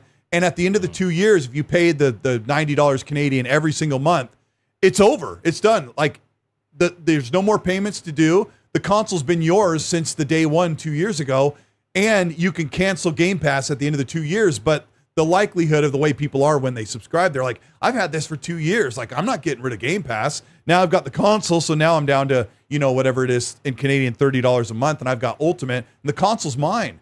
And this really doesn't sit well with people. And I understand, I would be the first Dave Ramsey guy and say, don't put things on credit. You should always pay outright. It'd be better to save ahead of time. But sure. But everyone's in the chat. Like I said, do it now. Your phone. We've all done this. I'm doing that now years. with my phone. We pay $100 a month here. So it's $200 a month for myself and my wife. And every 2 years, they give us a brand new phone, and it's just part of the deal. You get your unlimited data, unlimited whatever on the phone, and I get that phone for 2 years. In 2 years, I take it back, which happens to be on Boxing Day every year because that's when we did it. Give it back to Bell, and then they just hand me the new one. They hand me the S whatever the hell is out at that point. That's 27 by that point, and they hand me the new one, and that's it, and it just stays at $100. Now, I mean, we're doing that with a lot of products, but yeah, sure. The other thing is, like I said, the option is start it now. $20 a week. I just worked it out, by the way. Okay, so we're talking American cash here. Okay, so $20 a week over 18 months, which is a year and a half, which is presumably when you would expect a console to drop somewhere around November of 2027. Let's just say they go through with it, and yes, here it comes. It's coming November 27, no matter what. Blah blah blah. Okay, well then, if you put $20 a week away, you will have $1,440. I can't see this thing costing more than that. So therefore, you've already got it prepaid without having to drop another cent of your own money on top of that. Plus, don't forget, you can easily get $300, if not more, trade-in on your current You're starting to sound like a salesman at this point. But it's true, though. It's true. Now, all of a sudden, you can get that console. Let's just say it is $1,400. Okay, well, you trade in your hardware. You've had that money saved up. Now you got $300. Now you can continue paying for Game Pass, or you could buy three or four games with that money for the new console, whatever the hell you want to do. Same thing with the PlayStation 6. PlayStation 6, you want to do the same thing? I don't expect it to be $1,400, not even close, because Sony is still in the market to subsidize, from at least from what's his face? I always forget the guy's name. Anyways, so, and the same idea. Current hardware, and if you have a PS5 Pro, you ain't getting $300 for that. You could probably get $400 or $500 on the private market. Easily. So now you look at these situations, you trade in, you're sitting pretty, but you got to start now. Start July 1st, okay? July 1st, Canada Day, folks. Next Wednesday, let's do it. Start to put $20 away a week. You'd be amazed at the useless crap that you buy on a weekly basis that adds up to nothing. Yeah, I went to the store and bought even some if you kind of Ho-Hos decide I'm going to from eat better, I'm going to stop buying, big sodas or coffees, and I'm going to stop eating out as often so I could save some money aside. At least you're doing it for your health, but I feel like it's very important for Mag and I to say that we don't want to sound like we're supporting the price hike, because it kind of come off like that. But no. I think it's pretty obvious that, and I saw, who was it? Dova32 in the chat. It's like, RAM prices ain't coming down. I feel like that. I kind of feel like that we could pick it. We could march a sign around and go, bring down the prices, and it would just fall on deaf ears. Like, it is a tier up from Xbox and PlayStation up to AMD, all the way up to ChatGPT and the AI regime, right? It's something that is unstoppable. It sucks, and it has increased the price of everything. All I could do at this point is say, if I'm looking at the next 18 months and I have the possibility to get into a next generation console, have all my games in one place, far more power, have exciting new tech that I can enjoy and share with people, that whole experience. I love that. I hate that the price is so high, but I just feel like there's nothing that Mag and I can do on this podcast. Well, that's like, we could rally all 900 of you together, and I don't think anybody is going to stop gonna make a lick of the price hikes.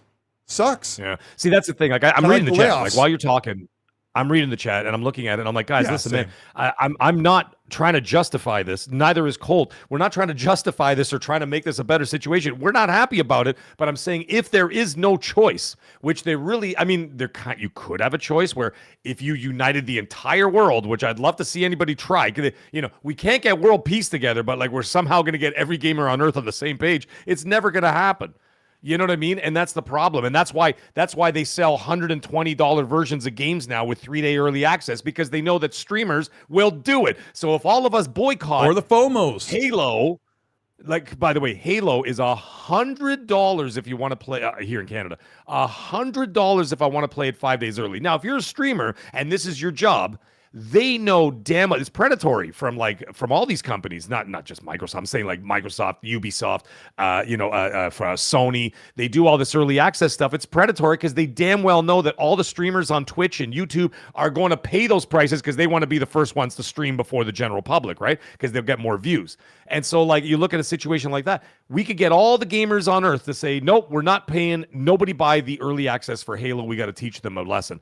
Well, guess what? Yeah. For everybody that we got to go on, to ride with us, there's going to be 1 million people out there that are going to buy the premium edition, just like we did with Forza and everything else, so that you could stream it early, so that you get the views before everybody else. So we can't win. So the thing is, we're just trying to present a solution to an almost unwinnable situation, because they basically rule this damn earth, and it sucks. I'm not happy about it at all. But there's nothing I could do about it.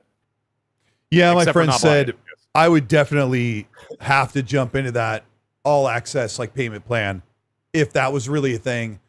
And we were talking about it today. I'm like, yeah. She saw. Didn't she talk about it specifically? She said that we're looking at ways to make it affordable and give people options. So, and some stuff was data mined. So if you check out my video, it's very short. The meat of it is about 6 minutes, and it goes. I even kind of recreated the all access graphic, kind of give you an idea what it would look like, but. It's funny. Look at the poll, Mag.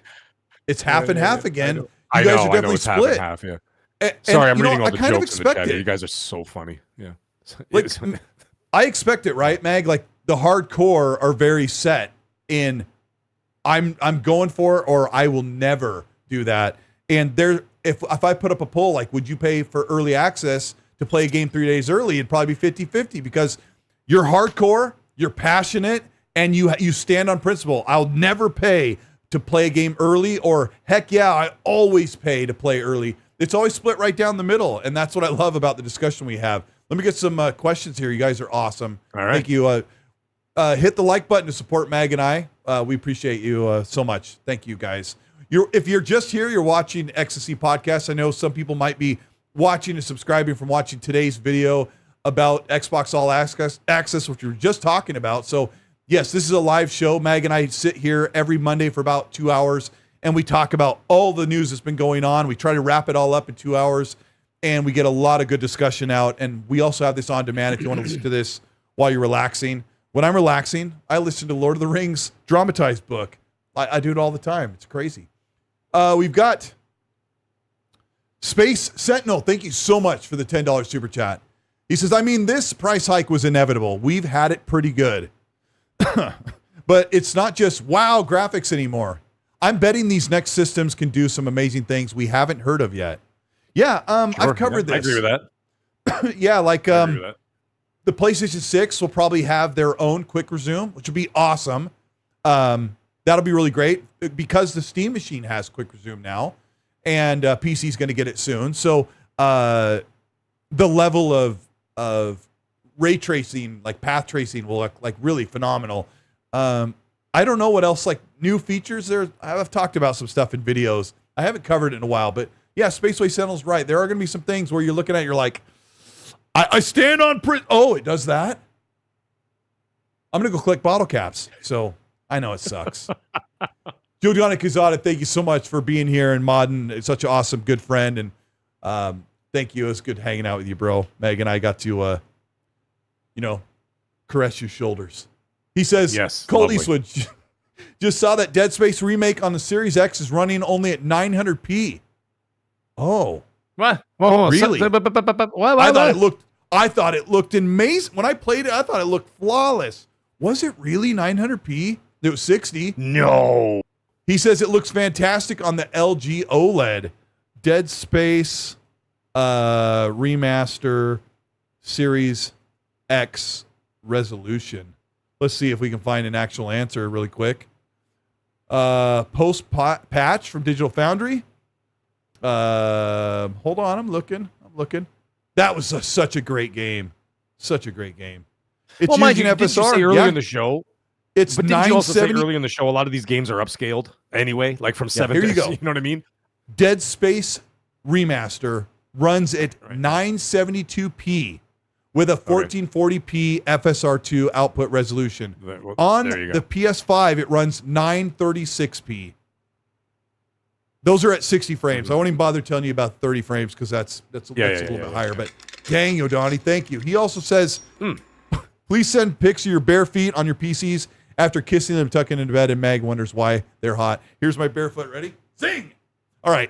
Oh, my God. Hey, do you remember that?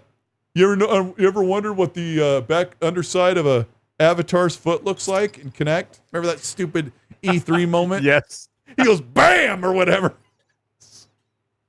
Wait, I got to ask you, Meg, because no one knew this when I was in a party chat the other day. Do you remember Mr. Caffeine in like the 2011 E3? He was the guy in the blue dress shirt, glasses, spiky black hair, and he was like, and he was making all the dumb jokes. Do you remember this? Oh my God. Come on, Chad. What was his name?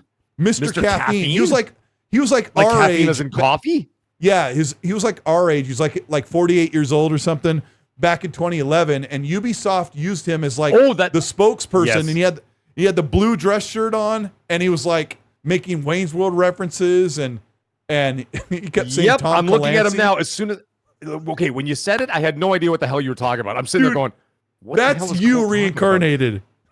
And I'm like, get out of here. No, I don't want to be associated with this guy. Like, have you seen what they're saying about him? I just went in there and then I saw the image and I'm like, now I remember this guy. And it says, this Ubisoft Mr. Caffeine is not funny and is making me want to punch my TV. I don't want to be associated with the guy who gets people want to punch their TVs. I remember the guy now. Now I'm watching a video on mute, obviously. And I'm like, yep, I know exactly who this is. And he says, Mr. Caffeine ruins Ubisoft. It would be like if they hired me, like, hey, Cole, you're a great personality. We're going to put you on stage. And I'd be like, oh, my God. Doing what the hell was jokes. he thinking? Yeah, that well, he insane. was, he was like 48 years old, so he was doing like 1992 references in front of a 2011 crowd, and all the kids were like, "Yeah." You see the thing is, like, Colt, I know. Oh, 2009. Like, Thanks, D-Jan.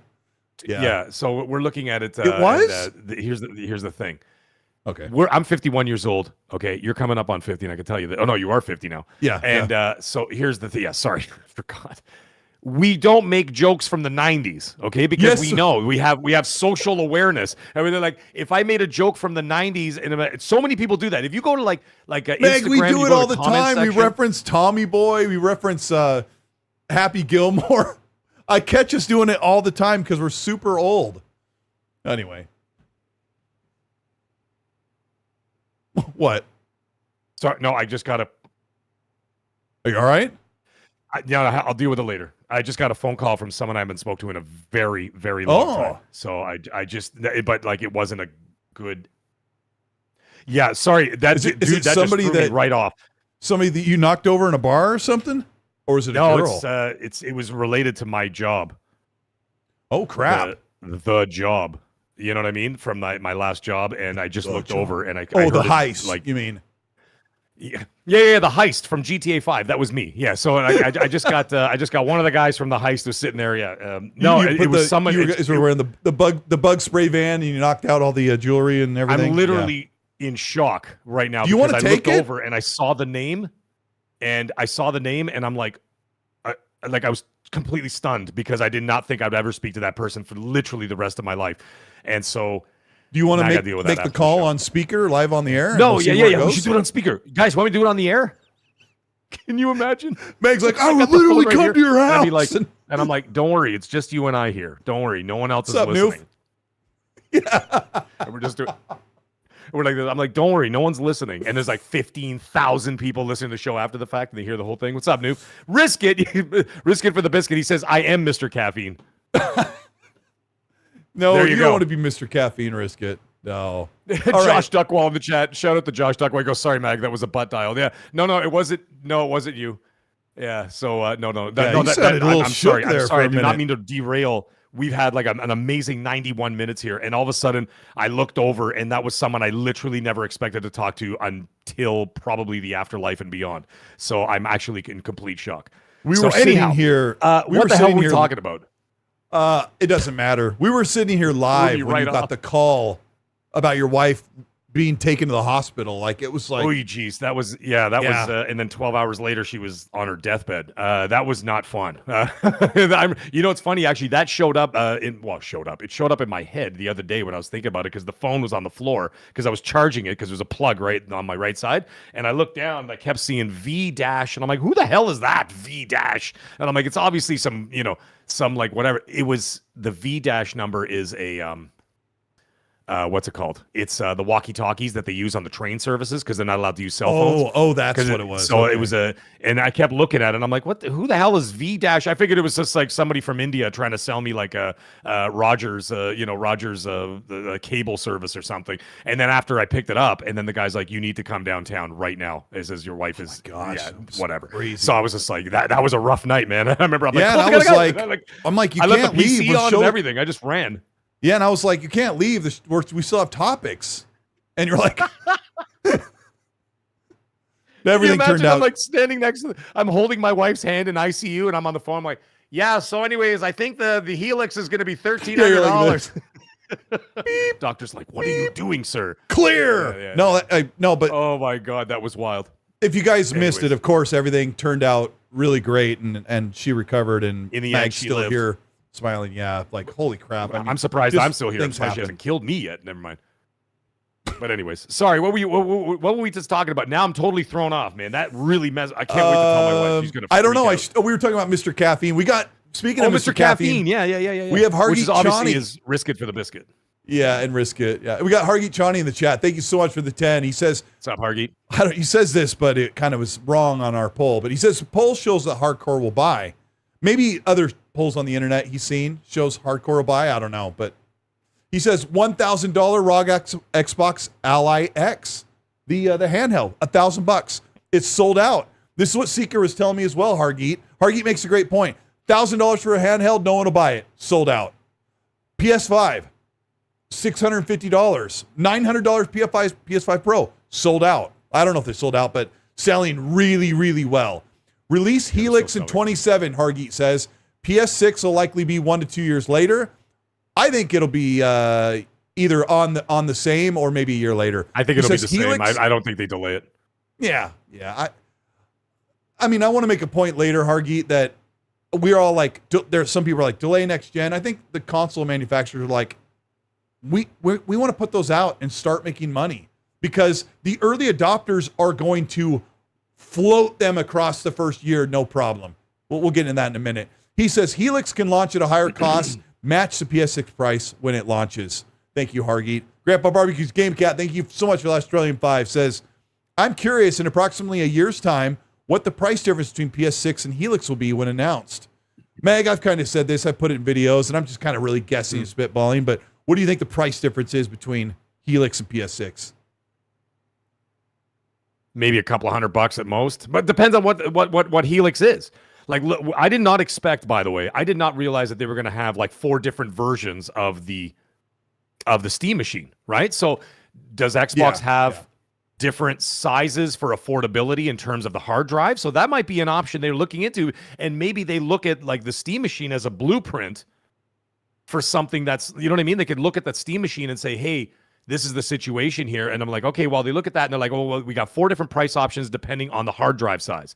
And that being the case, from there, they could look at that and say, well, why don't we offer a 512 gig, which sucks, but I mean, like, why don't we offer a 512 gig Helix for $900? Let's offer a 1 terabyte for $1,100. And then if you want all the bells and whistles, which you don't have to do if you're a whale or whatever, then you can go to the 1400 range. So maybe they look at the Steam machine as a blueprint for how they decide to release it. And maybe Asha and Booty and Ball are sitting there right now. Sorry, those the names. I'm sorry, the names. I need my soundboard right now. I got all new sounds, by the way, for tomorrow night's show. I even got custom-made ones. I got custom-made ones for Asha and for Satya Nadella. I can't wait to unveil them tomorrow night on the show. Oh, but anyways, the point is, they're probably sitting around today going, perfect. They're like, this is what we're going to do. And then offer 3 different price ranges. Don't get too crazy with 4. Just do 3, because nobody needs different panels and all that crap. That was, you see the thing with the Steam machine today. They're like, I mean, they're like $20. It's got a panel and the I'm with you. You know what I would do? You have such a great idea. The PS6 and the Helix should all launch with 512 internal SSDs. That's it. Like, right, and then don't even offer, because anybody can go on Best Buy, Newegg, or whatever, and upgrade and add an additional. Just leave an extra pocket to add, because if you own a PS5, you can buy a stick of M.2 storage, and you can increase, like you used to be able to do it really cheap, but that stuff's expensive. Put the burden of extra storage for games on the consumer. Get that console as cheap as possible, and if it means you knock off $100 or $200 off the box, because it launches with a paltry amount where you can only install like 6 AAA games, I love it. How many games are you playing? How many games are you really playing? Like I said, I have my Series X, obviously. I've reduced how many games I keep installed, because my Series X has 1 terabyte internal, and I bought the 1 terabyte because Xbox sent me the Series X for a review. And that unit, like I said in the chat, that thing means the world to me. They sent that to me for review. I got to review it. It's a part of my channel. So we're talking about the how I won't get the green one that Asha gave out because I'm media. And I'm like, I wouldn't want it anyway. Like, that one means the world to me. So anyway, I've got 2 terabytes of storage, but I've basically relegated that thing down to having maybe 12 games installed at any one time. And if I'm done with the game, I just uninstall it. I'm used to that now. Back in the day, my Xbox One X had so many games because I had an external hard drive plugged into the USB, whatever. You can't do that really anymore. So I've just... Yeah, I mean, I'm 512. How many games am I playing at the same time? Maybe 3 or 4. How many do you have installed on your PS5 right now? Well, more, because it's got 2 terabytes on it. So I have more on there. But how many are I actually interacting with? Literally 3.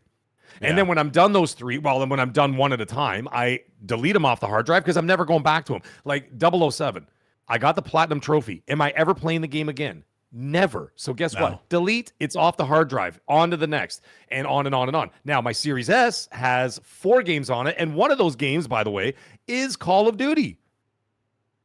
So it's there. So, I mean, and that's even with the 512. I mean, you know, that chews up the majority of it, but I'm saying the point is that Call of Duty chews up a majority of that hard drive, but I still got 4 games on there, and one of them is Forza, which is also not a small install, by the way. I think that's like 130 gigs. Or something gigs. Yeah. 130. Oh no, sorry, it was 130, and then there was an update, so it's like 140. So, and that's on the Series S too, and I still have 2 other games on there, so it's fine. Yeah, it's a metric system. It's like. Yeah, it's fine. That's I would do that. Like for me, I don't need a terabyte. I don't need 2 terabytes. I don't need 25 games at my disposal at any given time because I don't access all those games at the same time. You're not just saying that if the PS6 has a 500 gig version, you're getting the cheapest one, right? Yes. And you're like, I'll just keep 5 games on it. Now here's the thing. If the price differences are only based on the hard drive size, then yes, I will buy the cheapest model because I don't really care about this, about the memory or whatever, or how much they've got in the storage. Sorry, not the memory, but you know what I'm saying. So Canadian storage I would buy the cheapest one. Lost Guardian said Canadian storage. So yeah, absolutely. My thing is I would do that if it's only because based on on the size of the hard drive. Then absolutely, I would buy the cheapest one because I don't game more than 2 or 3 games. Because I mean, I like to focus on the one major game. And then I have like the other game on the side, which I may dabble in. Like, for example, Lego Batman. I'm not as heavily invested in the game. I am playing the game. But like you can kind of drop in and out of that game anytime you feel like. You know what I'm saying? Like you could drop in and out of Lego Batman anytime because you're like, oh, well, you know, I just do a level or 2 and then I go back to my main. And then I'll do a level or 2, go back to my main. And then that's it. So I'm fine with 512. I am now, too. The thing is, hold on. Hardy says I'll buy the biggest one. I'm very frugal and cheap though. Like I'm with Mag. Like I would make those concessions, and then when I'm really feeling my oats, I may buy an expansion down the road, or I may just say, you know what? I guess I don't really need it. Well, here's the other problem though. The problem is when they start optimizing for PS6 and for Helix, are the file sizes going to continue to get bigger though? That's the other thing. You know what I'm saying? So now you're going to have. The file sizes are getting even larger because the games are more advanced. You're going to get 4K 120 or whatever the hell. And so it's going to, you know what I mean? And so the install sizes are going to be even bigger. So that's going to be a bit of a thing. Yeah, that's true. They will get they'll probably be 25% bigger, you know, in the first year or 2. Magnum says, the way you guys are talking, it's like Satya Nadella has a shotgun behind you. Oh yeah, no, I'm good with the price, right, Mag? Like no complaints here. Make it more expensive if you need to, right, Mag? Make it more expensive. $1,400. Make it $1,700. Whatever makes Satya the happiest, right? Am I right, Mag? Watch that'll get clicked. Red Dragon's like, this just in. Mag and Colt. Yeah. And of course, the thumbnail's going to have the surprise face. Which, by the way, you know what? In retrospect, when I got that phone call that shocked me, I should have done the surprise face and went. I should have done. I thought I killed this guy. But no kidding. Yeah, it's like it was like literally like someone coming back from the dead. It just like got like, dude, it shocked the hell out of me. There are some calls when you see it, you're like, that person doesn't call me unless something's up. Yeah, I hate. Yeah, that's what I'm thinking, and that's why I'm a little bit freaked out. But it's okay. I'll deal with it later. That's why I want you to take the phone call in the air, and we all can enjoy your. Yes. Let's please blame me for the price hikes. I appreciate that. All right, we got Chris R55. Thank you, which is a good installation rating. Honestly, if you can get R55 in your house, you'll always be warm. Yeah, thanks for the 5. He says it seems Asha understands Helix is unlikely to truly expand the amount of Xbox players. Hopefully they have a more mid-tier option someday too. I'm not sure I completely agree with Chris on this. Helix has the possibility of being bigger because, well, now that Steam Machine has kind of like made people go, I thought if Steam Machine kicked off really well, it would kind of pave the way for, hey, everybody can get into PC and console gaming all at once. But now they're kind of up against the uphill battle, Chris. You're right, because if the Steam Machine feels too expensive, they're like, why would I buy a Helix for double $200 or $400 more?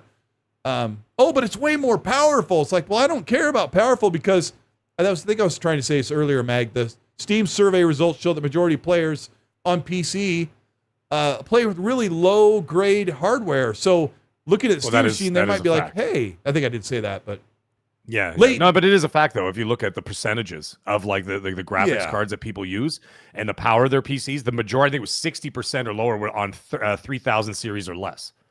Yeah, and now I'm starting to think that they'd be better off playing on that instead of the way that the Steam Machine is running. And someone said that maybe there's some patches they need to do, hardware patches that'll get that stuff up and running. But I'm like, man, you sent that thing out for a review. It's looking kind of spooky.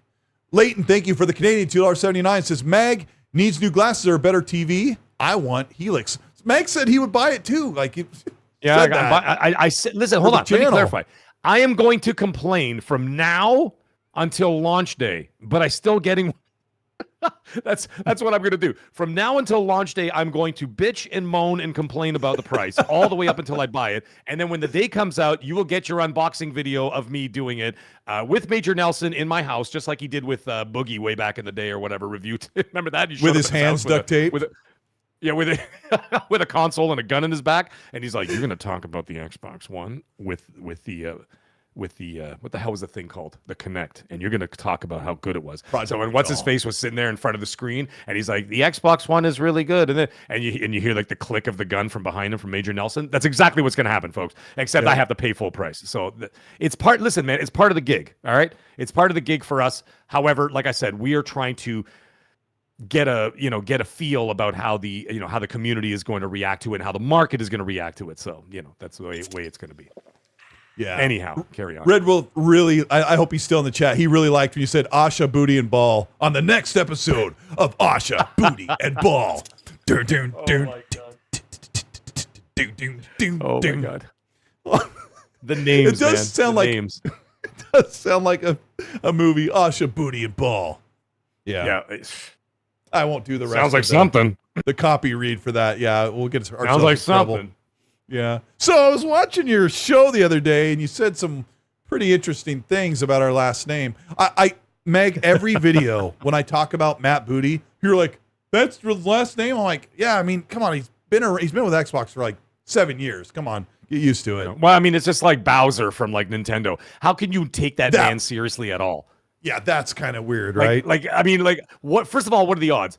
Well, I know what the odds are. The guy probably was the janitor at Nintendo, and they're like, dude, we have, and I bet you the board of directors were like, dude, we have to make this guy the CEO. And they're like, why? What's his name? He's like, his name is Bowser. And they're like, oh, snap. Okay, let's get him, give him like a financial, give him a financial like assistant who's actually going to do all the CEO work. We'll pay them under the table, and we're going to make him the CEO just because his name is Bowser. And they all burst out laughing, and that's exactly what happened. So there you go. Bowser. Love it. Yeah. Like how? How is it? What are the odds of that? I never really what's the believed next in Xbox CEO? Master Chief? Like, hi, I'm John. John who? John Master? John Master who? John Master Chief? Like, what the hell? You know what I'm saying? It's John ridiculous. Anyway, sorry. John Master would be bad enough. Recovered Souls, thanks for the 5, says, what's your thoughts on GTA 6's physical release? Our physical pre-orders coming to retailers. Rockstar hasn't said which retailers will have pre-order, and there's 3 days left. I think that's when they'll announce it. But I think everyone will have pre-orders. Target, Best Buy, Walmart. Wouldn't they have everybody, right? Well, wouldn't it be the day of? So they probably know. My guess is the retailers already know. Oh, yeah. So what's going to happen? Like, they've obviously got an email or whatever, or like, some kind of communication with Rockstar and they're saying, hey, this, or not with Rockstar, sorry, head office of like, let's say GameStop. And then the GameStop head office would probably email all the stores and say, hey, we're going to be doing the pre-orders at 11 a.m. whatever day, and they probably won't even tell them why. They're not going to say, by the way, they're doing a trailer 3, and then after the trailer 3, it'll say pre-order now. They're telling them it's for Super Lucky Tale 2. That's what they're telling them. Yeah. Well, they're just telling them like the time. They'll be like 11 a.m., Thursday, June 25th, pre-orders go live, whatever, blah, blah, blah, blah, and on and on and on. And then that's what's going to happen. And then they know, so that when you walk in the store, if you want to do that, you probably just walk in and be like, can I order? And they're like, yep, it's in the system now. Let's go. But they won't say anything before then. Do you have any digital copies of Grand Theft Auto 6 left? Everybody was gooning over that artwork too. Holy smokes. I hope they don't run out of digital copies. I'm so scared. I'm scared I'm not going to get my digital copies. Like we used all the characters and there's nothing left. We've used every possible combination. We're going to talk about Grand Theft Auto 6 in just a moment. All right, let's do it. We've got Poseidon 34 Live. Thank you so much for the 2. Says, I'm 40 and I make jokes from the 90s. Bless you, my son. Risk it for the biscuit at 57 months. Be a channel member. He says, people need to accept the fact that next gen is going to be north $1,000. The console makers need to make hardware that meets the expectations. That's an interesting take from Risk It.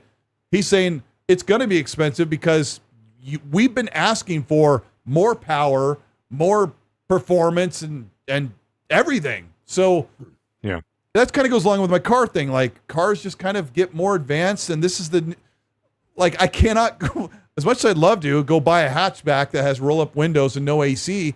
That should make my heart melt, but those days are gone. Bespoke, thank you so much for the Canadian 5, says, but the Steam machine isn't sold at retail. Correct, it's being sold only on Valve's site, on Steam site. Only online, yeah. Through having the site. too many SKUs, and through a they lottery say. system, by the way. Oh, yeah, they're having you sign up, right? I haven't looked into it, but...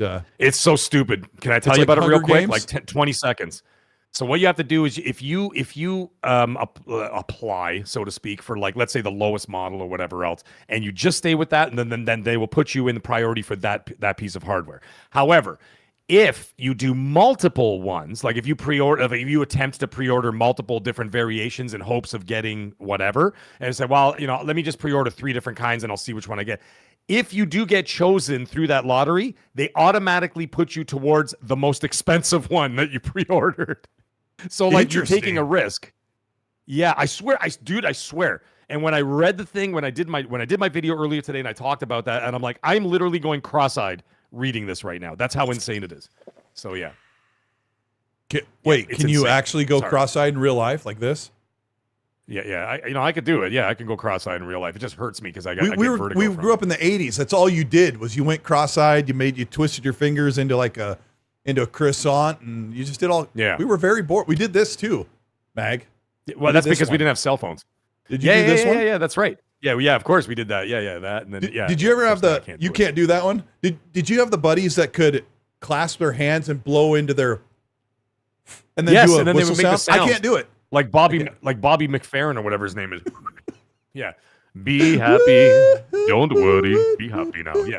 Yeah. Great song. But anyways, that's we didn't have cell phones, Colt. We didn't have phones, so we weren't like this 24/7. We were literally just playing with our hands because we had nothing else. And when we went to the bathroom, ladies and gentlemen, just so you know, when we went to the bathroom, we used to read the back of shampoo bottles because there was nothing else to do in there. At least when I became a gamer, when I first bought when I had a PlayStation 1 and an original Xbox, I kept a couple of the game booklets in the cupboard, and I would pull out and read about Final Fantasy 7 or whatever. I'm like, that's right. That's right. There's like backstory on the characters. Like when I was at, you go to your aunt's house or something, and you have to go to the bathroom, whatever, and you just be sitting there and you just be reading the back of the shampoo bottles because there's nothing else you could do.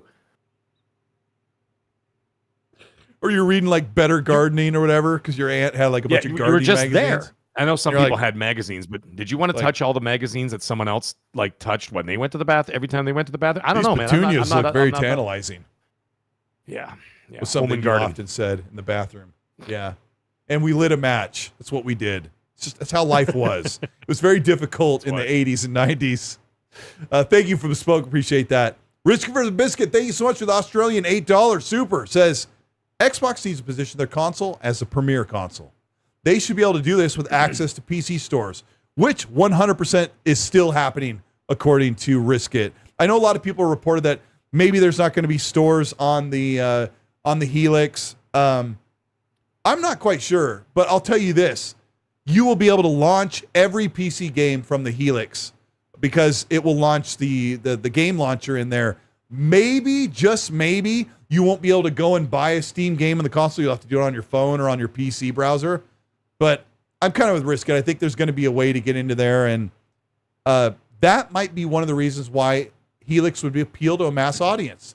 It's better. It's a better Steam machine than Valve put out the year or two before. Like that could be a selling point that people would say, like, "Hey, man, I know this thing's an Xbox, but all your PC games are right here. It's way more powerful than the freaking Steam machine was, and it's like." It's a freaking PC console hybrid. What more do you want? Hey, Sathius, thanks for the 2. Will Xbox and PS6 use the new HDMI 2.2? I don't know anything about this, but PS5 doesn't have full HDMI 2.1, but Xbox Series does. So I don't even know what 2.2 does, but probably they're moving into next generation. Everything gets an upgrade. You get an upgrade, you get an upgrade, and Mag, you get an upgrade.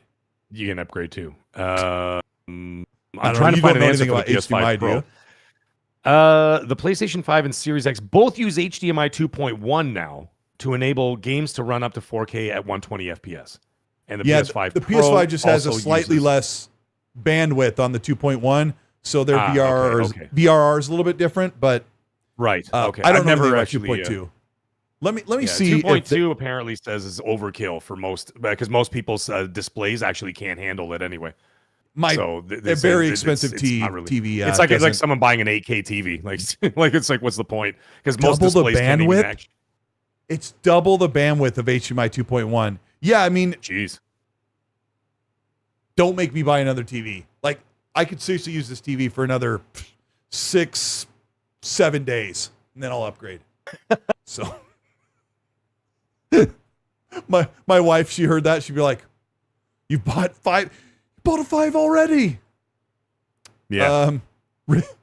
Risket's got one for you. Thanks for the $8 Risket. Appreciate it. It says, if Turtle Wax does not call Mag for a sponsorship deal, it will be the biggest missed opportunity gaming YouTube has ever seen. You know, Risket, why don't you come to my channel and drop super chats and make fun of me? You come to Colt's channel, he gets all the money, and then I have to take all the abuse. But let's face it, I mean, I look like a turtle. So, I mean, there is that. And the older I'm getting in the glasses, I'm starting to look like a turtle. It's actually kind of funny. Now, the thing is, if I shave my beard off, I actually look like a turtle. It's ridiculous. And you know how, like, I do it once every I look 5 like years, Tippy the turtle if I shave my beard. Dude, yeah. I look like, it's horrible. And then people look at me and they're like, yeah, you better grow that back, like, ASAP. Nobody likes me clean shaven. I look terrible. So anyways, yeah. Thanks, Risket. Remember when Risket shaved off his beard, Mag? He looked like a toad. No, I don't remember that. Well, I mean, I've seen it like a little bit less. Yeah, exactly, Sir Riffs. A lot like the Dana Carvey, the Dana Carvey when he was like looked like the turtle guy there. That's what I look like with a shaved beard. I look terrible. Yeah. Like, hey, look at me. I'm the turtle guy or whatever he does. Yeah, that's what I look like without a beard. It's horrible. And my wife doesn't even want to talk to me until the beard is back. Like, she'll look at me and then literally just walk away. That's it. Like, there's no conversation. And I already know I'm done. There's those videos when the husbands shave off their beards and their wife's like, get away from me. Yeah. Risket's got a great point. Oh, I love it. He's on fire today. What is he saying now? He's got a $3 super, says, complain about prices. My 5090 wants a word. I don't see NVIDIA and AMD refusing to put out new hardware because of the rising costs. If you're a tech enthusiast or you want to build a brand new PC or you want to go balls to the walls with your new hardware and your gaming stuff, you can do it. I don't need some content creator going, delay the consoles, don't put out the new hardware. I'll say it again. You go ahead and wait. You wait on your console. I love my Series X. You stay there if you want, because guess what? You're going to get all the support you want for the next 2 to 3 years, maybe even 4 years, easily. However long you think they're going to delay the Helix, you can stay on that console if you like. But if I have the option to jump in next year, I am jumping in. Do not delay. Hargy Johnny, thank you for the 2, says, make Fable exclusive. Delay Forza Horizon 6 for PlayStation. Console war. Console war. Mag, your thoughts? Hargeet, knock it off. My God. I don't know. Yeah, that ship has sailed. Fable and Forza will be on PlayStation, and hopefully they step up to the plate, because a lot of people bought. They sold so many copies of Forza Horizon now, like they don't have to put it on PlayStation, but pre-orders are probably going to be a thing. So whatever. Bespoke, thank you so much for the Canadian 5. Says, good to note, Mag. Numb. With the improved compression in PS5, file sizes can be up to half the size of even Series X. Oh, yeah. PS6 and Helix should be better. That's a good point. Bespoke's talking about PlayStation has the superior compression where they can bring the install size of games way down farther than Xbox can. Next generation would be even better. So if you have a 500 gig or terabyte hard drive, was it 500 gigs? Yeah, that's what it is. Yeah, maybe more games fit in there because they can, I don't know. Hey. We'll see. And like I said, I think that Steam machine is going to be that new blueprint moving forward. Because now that they saw that, I guarantee Sony and Microsoft are going to do exactly the same thing. They're going to say, this is our out, folks. This is the only way we can get away with we could do that so that we can have those 3 price ranges or 4 price. I doubt they'll do 4. I say they do 3 and they just work on those 2. They you have the 512, 1 terabyte, 2 terabyte, for the absolute whales out there. Hargeet wants to buy the 2 terabyte or whoever in the chat, go ahead. At least or 2, if you want to buy the 512 for $500 cheaper, go ahead. And I think that's your best option. To me, that's the only option. That's the only option at this point. With the component prices the way they are, you got no choice because they're not subsidizing. Now, Sony might do something a little different because they are not they are subsidizing. I mean, presumably they're subsidizing, but they have the ability to do so, and they are working on, producing their own parts. Not all of them, but some of them at least to try and negate some of the cost. They might offer 2 very similar to the PS5 digital and the PS5 regular, whatever, the disc one, right? Because that was $100 difference, if you remember. Right? Oh, yeah. One was 500, one was 400. So maybe, I don't know, but that sounds good to me.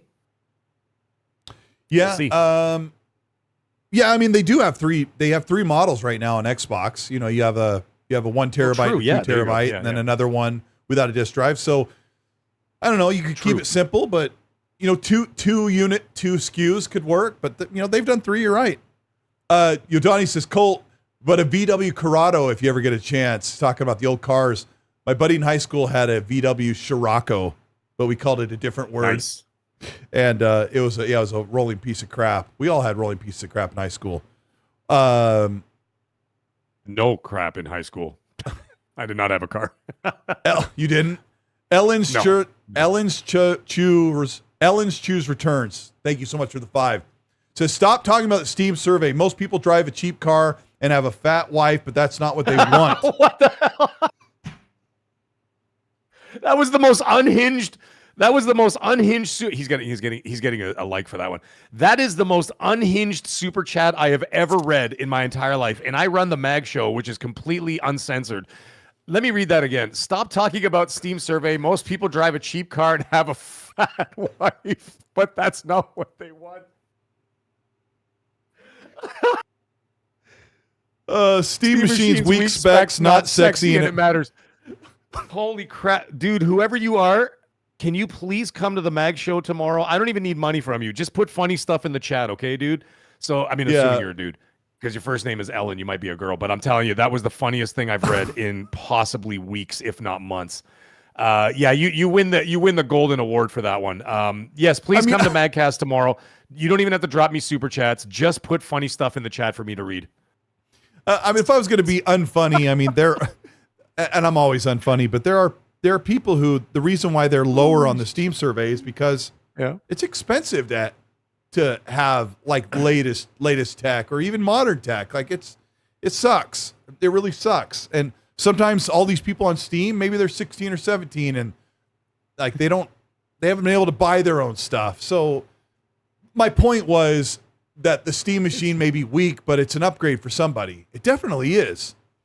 Wolvenos, thank you for the 5, says, since AI is becoming more prevalent, hard drive space life is precious. Can we get the Call of Duty folks to use AI to cut down on the game size? Love you guys. Hey, we love you too. Appreciate it. Optimization on their end. They don't need to use AI to cut down game size, but BC Pack and the compression stuff on PlayStation and Xbox is supposed to do that. It makes everything, it zip files everything. It makes it really easy and smaller file size, so it helps. Alex Fowler, thanks. I almost missed this one. Thanks for the $2.79. Says, Mag, Wednesday, Canada or Switzerland for the win. Sorry, I was reading ahead. I go with a tie for that game because Switzerland is a good team. I don't expect Canada to beat them, and I think Canada running as high as they are right now, and of course with the injury that they had, a pretty severe injury to Cone, I think it'll be a tie. I'm going to go with a 2-2 tie in that game. That's what I'm calling for. And Canada and Switzerland will move on to the round of 32. There you go. There's my answer. Okay. We got some interesting game reports today, thanks to Entertainment Weekly, who did a 2-week walk around with what did you call it? Booty, ball, and booty, Asha, and ball. All I said were their names. I just said Asha, booty ball, and I didn't mean to do it. It just that's their names. Yeah, the Asha booty ball. Yeah, they talked to them about Xbox being an entertainment company, number 2 publisher in the world. They went and talked to Bethesda and Todd Howard about the Fallout TV show, everything they're working on, and they directly asked Todd Howard in May, just before Showcase, about Marvel Blade. And Todd Howard, it's a funny quote from him. It tells you absolutely nothing, but I'll get into why I say this. He says, "I'm not at liberty to say when we'll see more of Marvel Blade, but I saw some stuff just on May 21st, and folks at Arcane are doing a really, really great job. We heard the same thing from Matt Booty, but we didn't see Marvel Blade at the showcase. I think that's going to be something we see later, but everything's kind of pointing to the game being in an okay spot." But then Arcane Leon, the team behind Marvel Blade, was told, just like every studio, which is kind of why this is misreported, hey, we're going to be making some changes. There's going to be some discussions happening. And then some of the people in the media are like, they're closing down Arcane Leon. They're canceling Marvel Blade. We don't have any real information pointing to that other than Todd Howard and Matt Booty saying the game's coming along great. I mean, I've heard them say that about Perfect Dark and Rare and every other game. So I guess we're just gonna have to wait. But another funny thing that came out of this, Meg, was they really got all hopped up about Kojima. And Asha Sharma said she's looking for her next. Yeah, she's looking for her next Kojima. She's like trying to find the next like incredible one-man or one-person show that's going to make really great games for Xbox. But I am having a really hard time being excited about OD. I don't know what it is. Maybe you're different. Can you give us your thoughts on what you think about OD in this Kojima game and when we're going to see it? Well, when it's coming out? It's pretty funny actually, because what he was talking about himself is that when he was trying to explain it, when Kojima was talking about it, he says, "I was trying to explain it to everybody, and nobody knows what I'm talking about."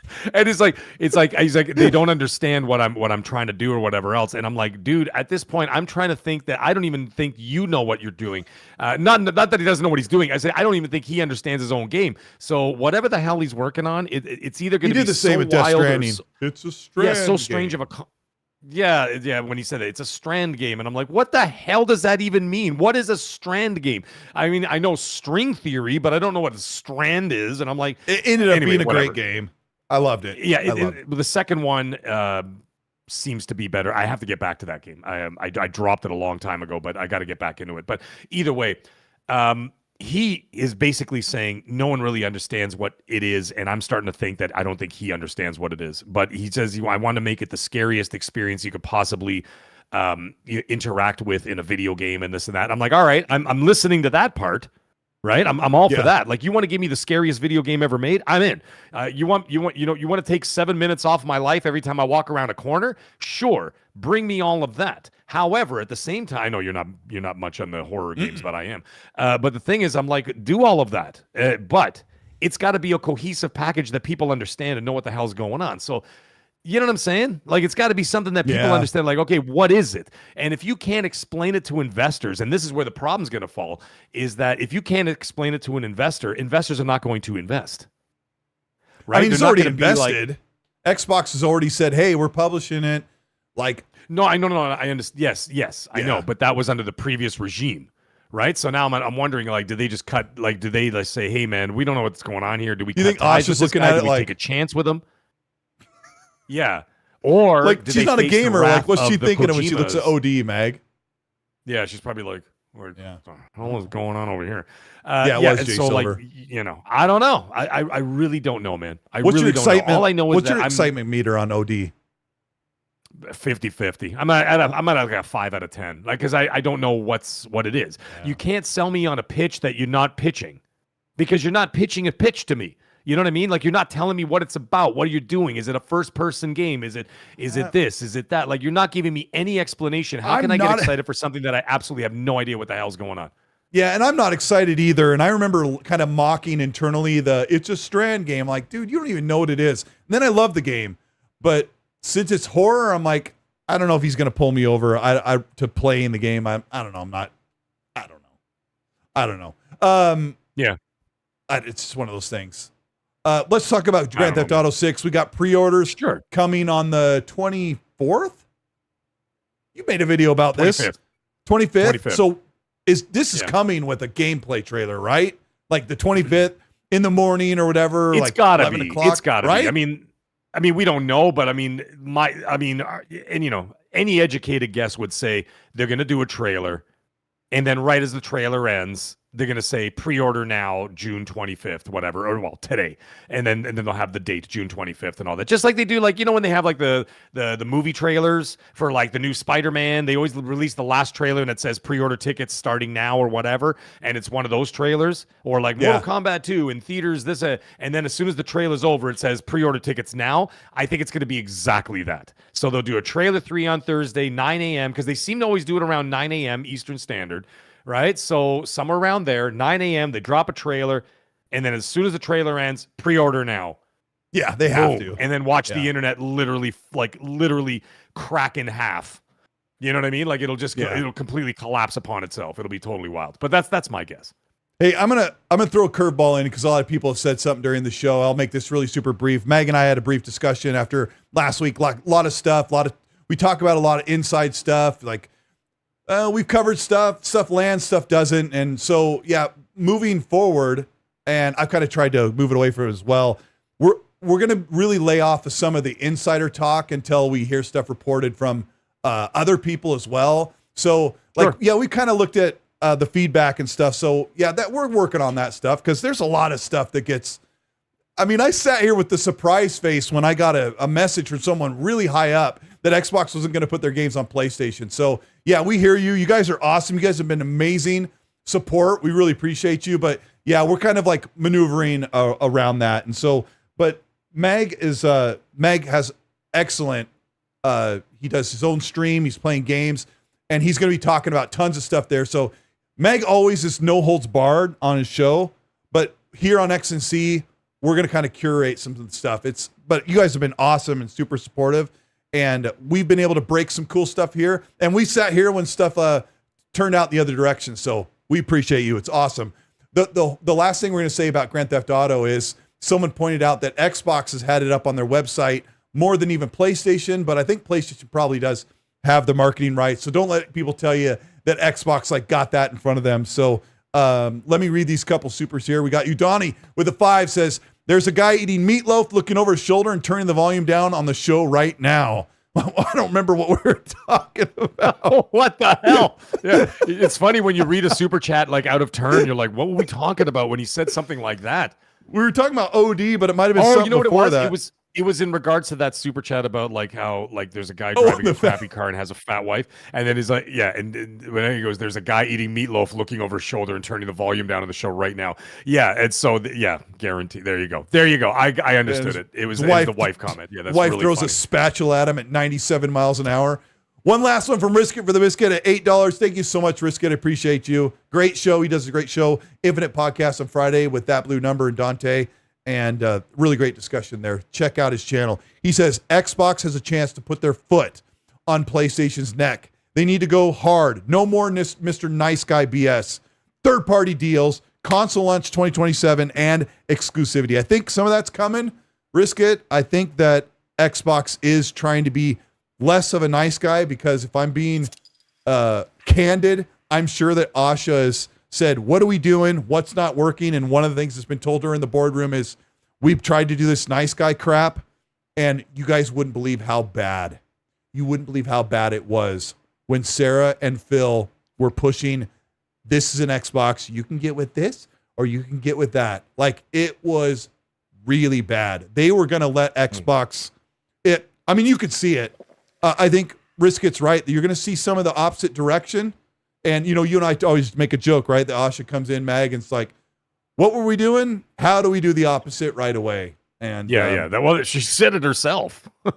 She's like, we cannot keep doing the same thing. And she said, we can't keep doing, she literally gave the definition of insanity. She said, we can't keep doing the same thing over and over and expecting different results, which of course is the literal definition of insanity, right? So there is that. Bonus points if you remember who the guy was that said that in Far Cry 3, because I am blanking on it. Jesus, and I love dude. that game. I love that game. I wasn't so even much. married yet when the game came out. How you? Well, it doesn't matter if you were married. You should have that? been playing even harder then. What was his name, guys? I played Fallout. Fallout 3 is the only Fallout that I Far really enjoyed. Far Cry 3. Far Cry 3, the crazy guy. He had your foot tied to a cinder block. He had you in front of the waterfall with the pool. God, yeah, and he says, did I ever tell you? Boss! Yes, boss. Did I ever tell you the definition of insanity? It's doing the same thing over and over and over and over again. What a great villain. I was legitimately afraid of him in that game. Did you play Far Cry 3? You're in I like played the all of them. Oh gosh, it was so great. No, it's a great series. Einstein said it first. No, listen, man, the villains, Far Cry 3. The villains in the Far Cry games are probably some of the best villains in video games. Like, it doesn't matter which one it is. Far Cry 4, Far Cry 5, they're all insane, and they're just great. So intensely acted. Like 5 was the one with the religious cult, right? Remember that? And the dude that looked like Jesus with like the long hair and the beard and stuff. And he was so kind of looked like a Jared Leto from the Dollar crazy. Tree. Dude, it was terrifying. And whenever, like, you know how like they do the acting parts where like he comes right up to the screen, like as if he's like talking to you directly, like 1 inch from your face. I would instinctively go like this. I'd be leaning back from my TV going, dude, this guy's getting uncomfortably close to me right now. It's like Kevin Spacey. No shirt on. In the Call of Duty, what was it? Yeah, right. Oh yeah, no Call of Duty. Call of Duty Advanced Warfare. It was Advanced Warfare, and Kevin Spacey right in your face, and I'm like, yo. I meant to ask this at the beginning of the show. Days, but, no. Yeah, have you seen He-Man Masters of the Universe, the new movie? No, not yet. I mean, it's going to be available for digital download in like a week. Okay. If you've Mortal got some Kombat extra 2 money is already lying out. around, I just want to do a public service announcement. If you grew up in the 80s and you watched a cartoon, like maybe even one season or whatever, please go watch The Masters of the Universe. It is fun. It's funny. I heard it's good. It's really great. Yeah. It's trying to make enough money. I took my son to watch it, and I just had a really, really great time. Go and watch a dumb, fun movie. It was really cool. I hope you guys saw it. And Meg, you would love it. So if you can... Oh, 100%. I went on a Tuesday, and it was $22 for my son and I. It was $11 a piece. That's actually really good. Yeah. That's actually really good. Yeah. So because I did the VIP theater for Mortal Kombat 2 with my kids and my wife, which is hilarious. I took my kids to that, but my kids are into that stuff, so they don't have a problem with blood and guts and whatever. So anyway, we went to go see that, and we got the VIP because we only go to the theater like maybe twice a year, right? So I don't mind spending the little extra for that. And we got the privacy walls, so no one's busting our chops. I don't have to listen to people. Oh, dude, it's amazing. I'll take a picture of it next time. Yeah, you can't hear the popcorn. You can't hear people talking. You can't see anything. You can't see any of them. It's amazing. And recliner seats are like this thick. They're like a foot and a half thick of cushion. And they have heat seaters in case the theater gets too cold. You just turn it on. The seats get warm. You go all the way back. You got your own speakers. You even got coat hangers to put your coat on. What? In your own private Are booth. you serious? I'm dead serious. It's amazing. Anyway, my theater has a bunch of folding chairs that they got from Marshall's. It's a nice place. Yeah. No, trust me, it's really expensive. But then all of a sudden, what happens? 2 weeks later, it was available for digital download. I'm like, my God. Yeah. I could have just waited 2 weeks. You should really consider picking up tickets and taking like your son or your whole family. I think you'd have a good time. And I want to hear Landmark theaters. What you think. Sorry. Some people ask me in the chat, like, what kind of movie theaters you go to? Landmark theaters have the VIP. They have like they have special VIP theaters, but it's not the whole theater. It's like a whole middle section, and there's only like 15 of those or 20 of those booths in the middle of the theater, and then whatever, and then you can. Oh, it's so amazing. So yeah, Landmark theaters, Tegan. I've been going to more movies lately because I think we kind of get away from that. I took my son to see Mandalorian and Grogu like 2 or 3 weeks ago, and then I think at Christmas time we did all 3 Lord of the Rings movies, and it's just good. Yeah, I'm on kind of a strict diet, and so I go and have popcorn, and I had Sour Patch Kids. Don't tell anyone. So I just like that's the problem with that. TJ says the Jafar Jackson Michael movie was incredible. My wife and I went and saw that in the theater. Absolutely loved every minute of it, except for the part when his dad spanks him with the belt. Oh, that was so hurtful. But what a great movie. Did you see Michael in the theater? No, I have not. I know you told me to, but we just never got around to it. It's still in the theater now. I could probably go for the cheap now. You need to go to that before you go to He-Man, man. You need to go. Mangoonlorian, says you, Donnie. 2 more and we're out. We got Dinkins 33. Thank you for the 5. You guys have any recommendations on TVs, monitors, brands for models playing with Xbox? I only hear about PC monitors. Let me give you a recommendation for TV, and then Mag can tell you what he's got for a monitor that he absolutely loves. If you can get an LG OLED TV, you don't have to get a gigantic one. If you're looking for a monitor, get like a 42 or something if you want to put it on a desk or whatever. I love the LG OLED. Mag, tell them about your monitor, what you have. My TV's listening LG to me. OLEDs for the TVs are amazing, but what I'm using is I switched over because what happened is I changed my gaming area. I used to have a big TV behind me. Now I've just made it all part of. So I look like I'm PC gaming all the time. I got a monitor up here, and it's with the 3 other monitors that I have that run YouTube. So I have it there. Yeah. So I'm basically up here, and I got my controller, lean the chair back, whatever. And but I mean, depends on what kind of money you're looking at. I mean, if you're looking at OLEDs, OLEDs are expensive. But the Samsung Odyssey OLEDs, the gaming monitors, the G9s are amazing. They are absolutely amazing monitors. So that's like if you want to get, that's what I have. I have a Samsung Odyssey OLED monitor. It's lit. I mean, I remember Mr. Boomstick talking about it once. He says the first time he got an OLED, he goes, when he was playing games, it just looked like wet paint on his screen. Yeah, it looked like it was pop, so alive.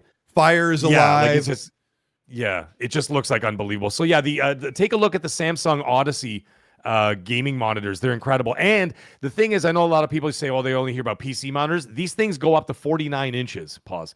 So at 49 inches, that's a pretty fair sized monitor. That's a huge monitor. And they run for around 2,000 Canadian, so it's not that bad. For the US, it'd be about $1,500, cheaper than the 2 terabyte or the 1 terabyte Steam machine. There you go. Yeah, and I'll say longer. If you're feeling kind of iffy about spending a little bit extra on a screen, that's really where the gravy is. Like if you've got a console or PC, you can kind of hold yourself back if you have kind of a mediocre TV. So if you're like, oh, I'm spending a couple $100 more than I expect, I feel bad we're telling people to spend all this money, but I had a friend of mine who kind of broke me out of that. Yeah, I mean, start from the top, and then you can move down to like what's comfortable for your price range. You know what I'm saying? Yeah, and if you have a really great screen that you're super happy with, it just makes like everything you watch, everything you play is going to feel great. Ellen Shoes Returns has another one. Thank you so much for the 10. Says, I'll be less of a jackass. He said, Gabe failed to reach the living room twice. He did, because the Steam machine came out in 2015, I think, and failed. Asha has leverage. Tell Gabe, give a cut to every Steam machine game sold on Helix, win-win, PlayStation money hats, and because all games go to Steam. Yeah. We don't think that Gabe's going to let them take any kind of deal because they can sell their games on their own, but yeah, put some leverage in there. Absolutely. One more, the Incredible Emu for the 5. Thank you so much. Mag is right. The theater's awesome. It even has popcorn buckets with holes on the bottom. Oh, Jesus. Come on, man. Really? That's how we're ending the show? That's it, man. You guys have been incredible. Thank you so much for all your support. Go subscribe to the Mag. He is awesome. He's got his link is in the description. He's streaming. He's covering the news and everything. Thank you guys so much for your support. Today's video I did about Xbox All Access did very, very well. I appreciate you guys for supporting the hard work we try to put in. Mag, tell everybody what they can expect next week, and we'll get out of here. It's been amazing. Yeah, man. Yes, well, I mean, Magcast is tomorrow night, 8:30 p.m. Eastern Standard Time. So we got that going on. Remember, I got those new soundboard sounds, and I'm so excited to use them. I've been teasing them since the weekend. But either way, I'm so excited for that. So yeah, Magcast tomorrow night, 8 p.m. Eastern.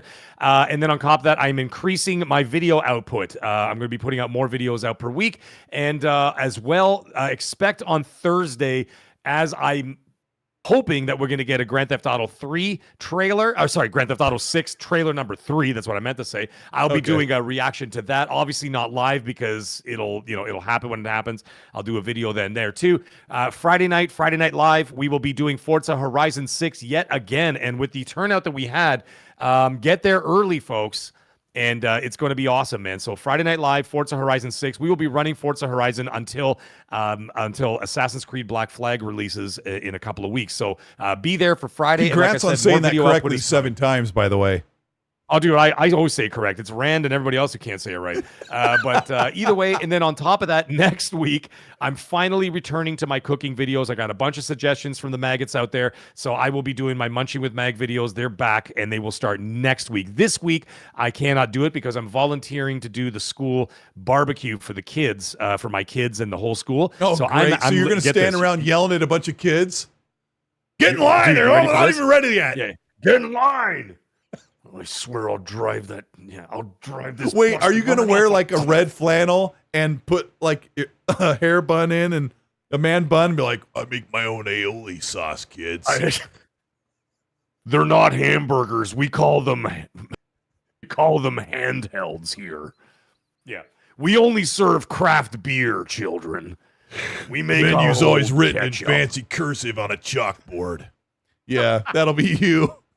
So we're doing that. Anyways, I'm doing this barbecue for the kids. I volunteered. And what's going to be crazy is that I'm the only person who's allowed to cook because I'm the only one who actually has his, certificate, recognized certificate, a food handler certificate. Yep. So no one else at the school can do it. And what happened is up to last year, the teachers were doing it, right? And now they can't do it because nobody has their food handler certificate. Only I have it. So they reached out to the community and they're like, we're going to have to cancel the school barbecue for the whole school because no one can do it. And I'm like, I'll do it. So I'm doing it. So I'm going to be cooking for 400 kids by myself. So it's going to be a lot of fun. But the thing is, I do have people serving it, which is great because I'm just going to cook the stuff and then pass it off, and they're going to put it in the buns. I can put it in the buns, and then they can put it on the plates. They're allowed to do that. But yeah. The whole chat is I can't do cooking this week. I got a lot of stuff to do. They're unhinged. They're saying Mag is in charge of sausages. I see the chat. Magonese, really? Magonese is my favorite. If you get a shirt that says, would you like magonese? Yeah. Yep. Or I'm going to do that. Magnum, knock it off. Udani goes, I bet Mag has a meat handler card. Yeah, my God, the chat is on fire going on tonight. What the hell's wrong with you guys? Glinzer, 400 kids. How many are Megs? I don't know. Two that I know of, and there's probably a bunch that just look like me, and I just don't know. Just look for any kid that looks like a turtle, and you'll know that that's one of Mag's. Listen, man, if you want to know if there's any illegitimate children, go to the UK. I'm pretty sure I've got at least one or two running around Wales. What? I didn't say Gaz that. Your They're son? like, Mommy, where's my dad? Yeah, right. Where's Daddy? He's in Canada. Anyhow, well, I guess we'll never find out. So I can't do the cooking video this week because I got a lot of preparation for this barbecue thing that I'm doing. So the cooking videos will resume the next week. But anyways, thank you guys all. It was awesome. We will see you guys all next week either way. Yeah, thanks. I am also trying to increase content. I want to make a video, ecstasy, and then the weekly news on Friday. I'm trying to get 3. It's been amazing. I'm on the road to 200,000, which I should hit by December if I can keep it up. But it's been really satisfying. Thank you guys so much for all your support for Mag and I. We'll see you all here next week for X and C. Thank you so much. We had over 1,000 live tonight. Hit the like button on the way out, and we'll see you then. Mag, have a good night. And as I always say, good night, everyone. Keep it wrinkled.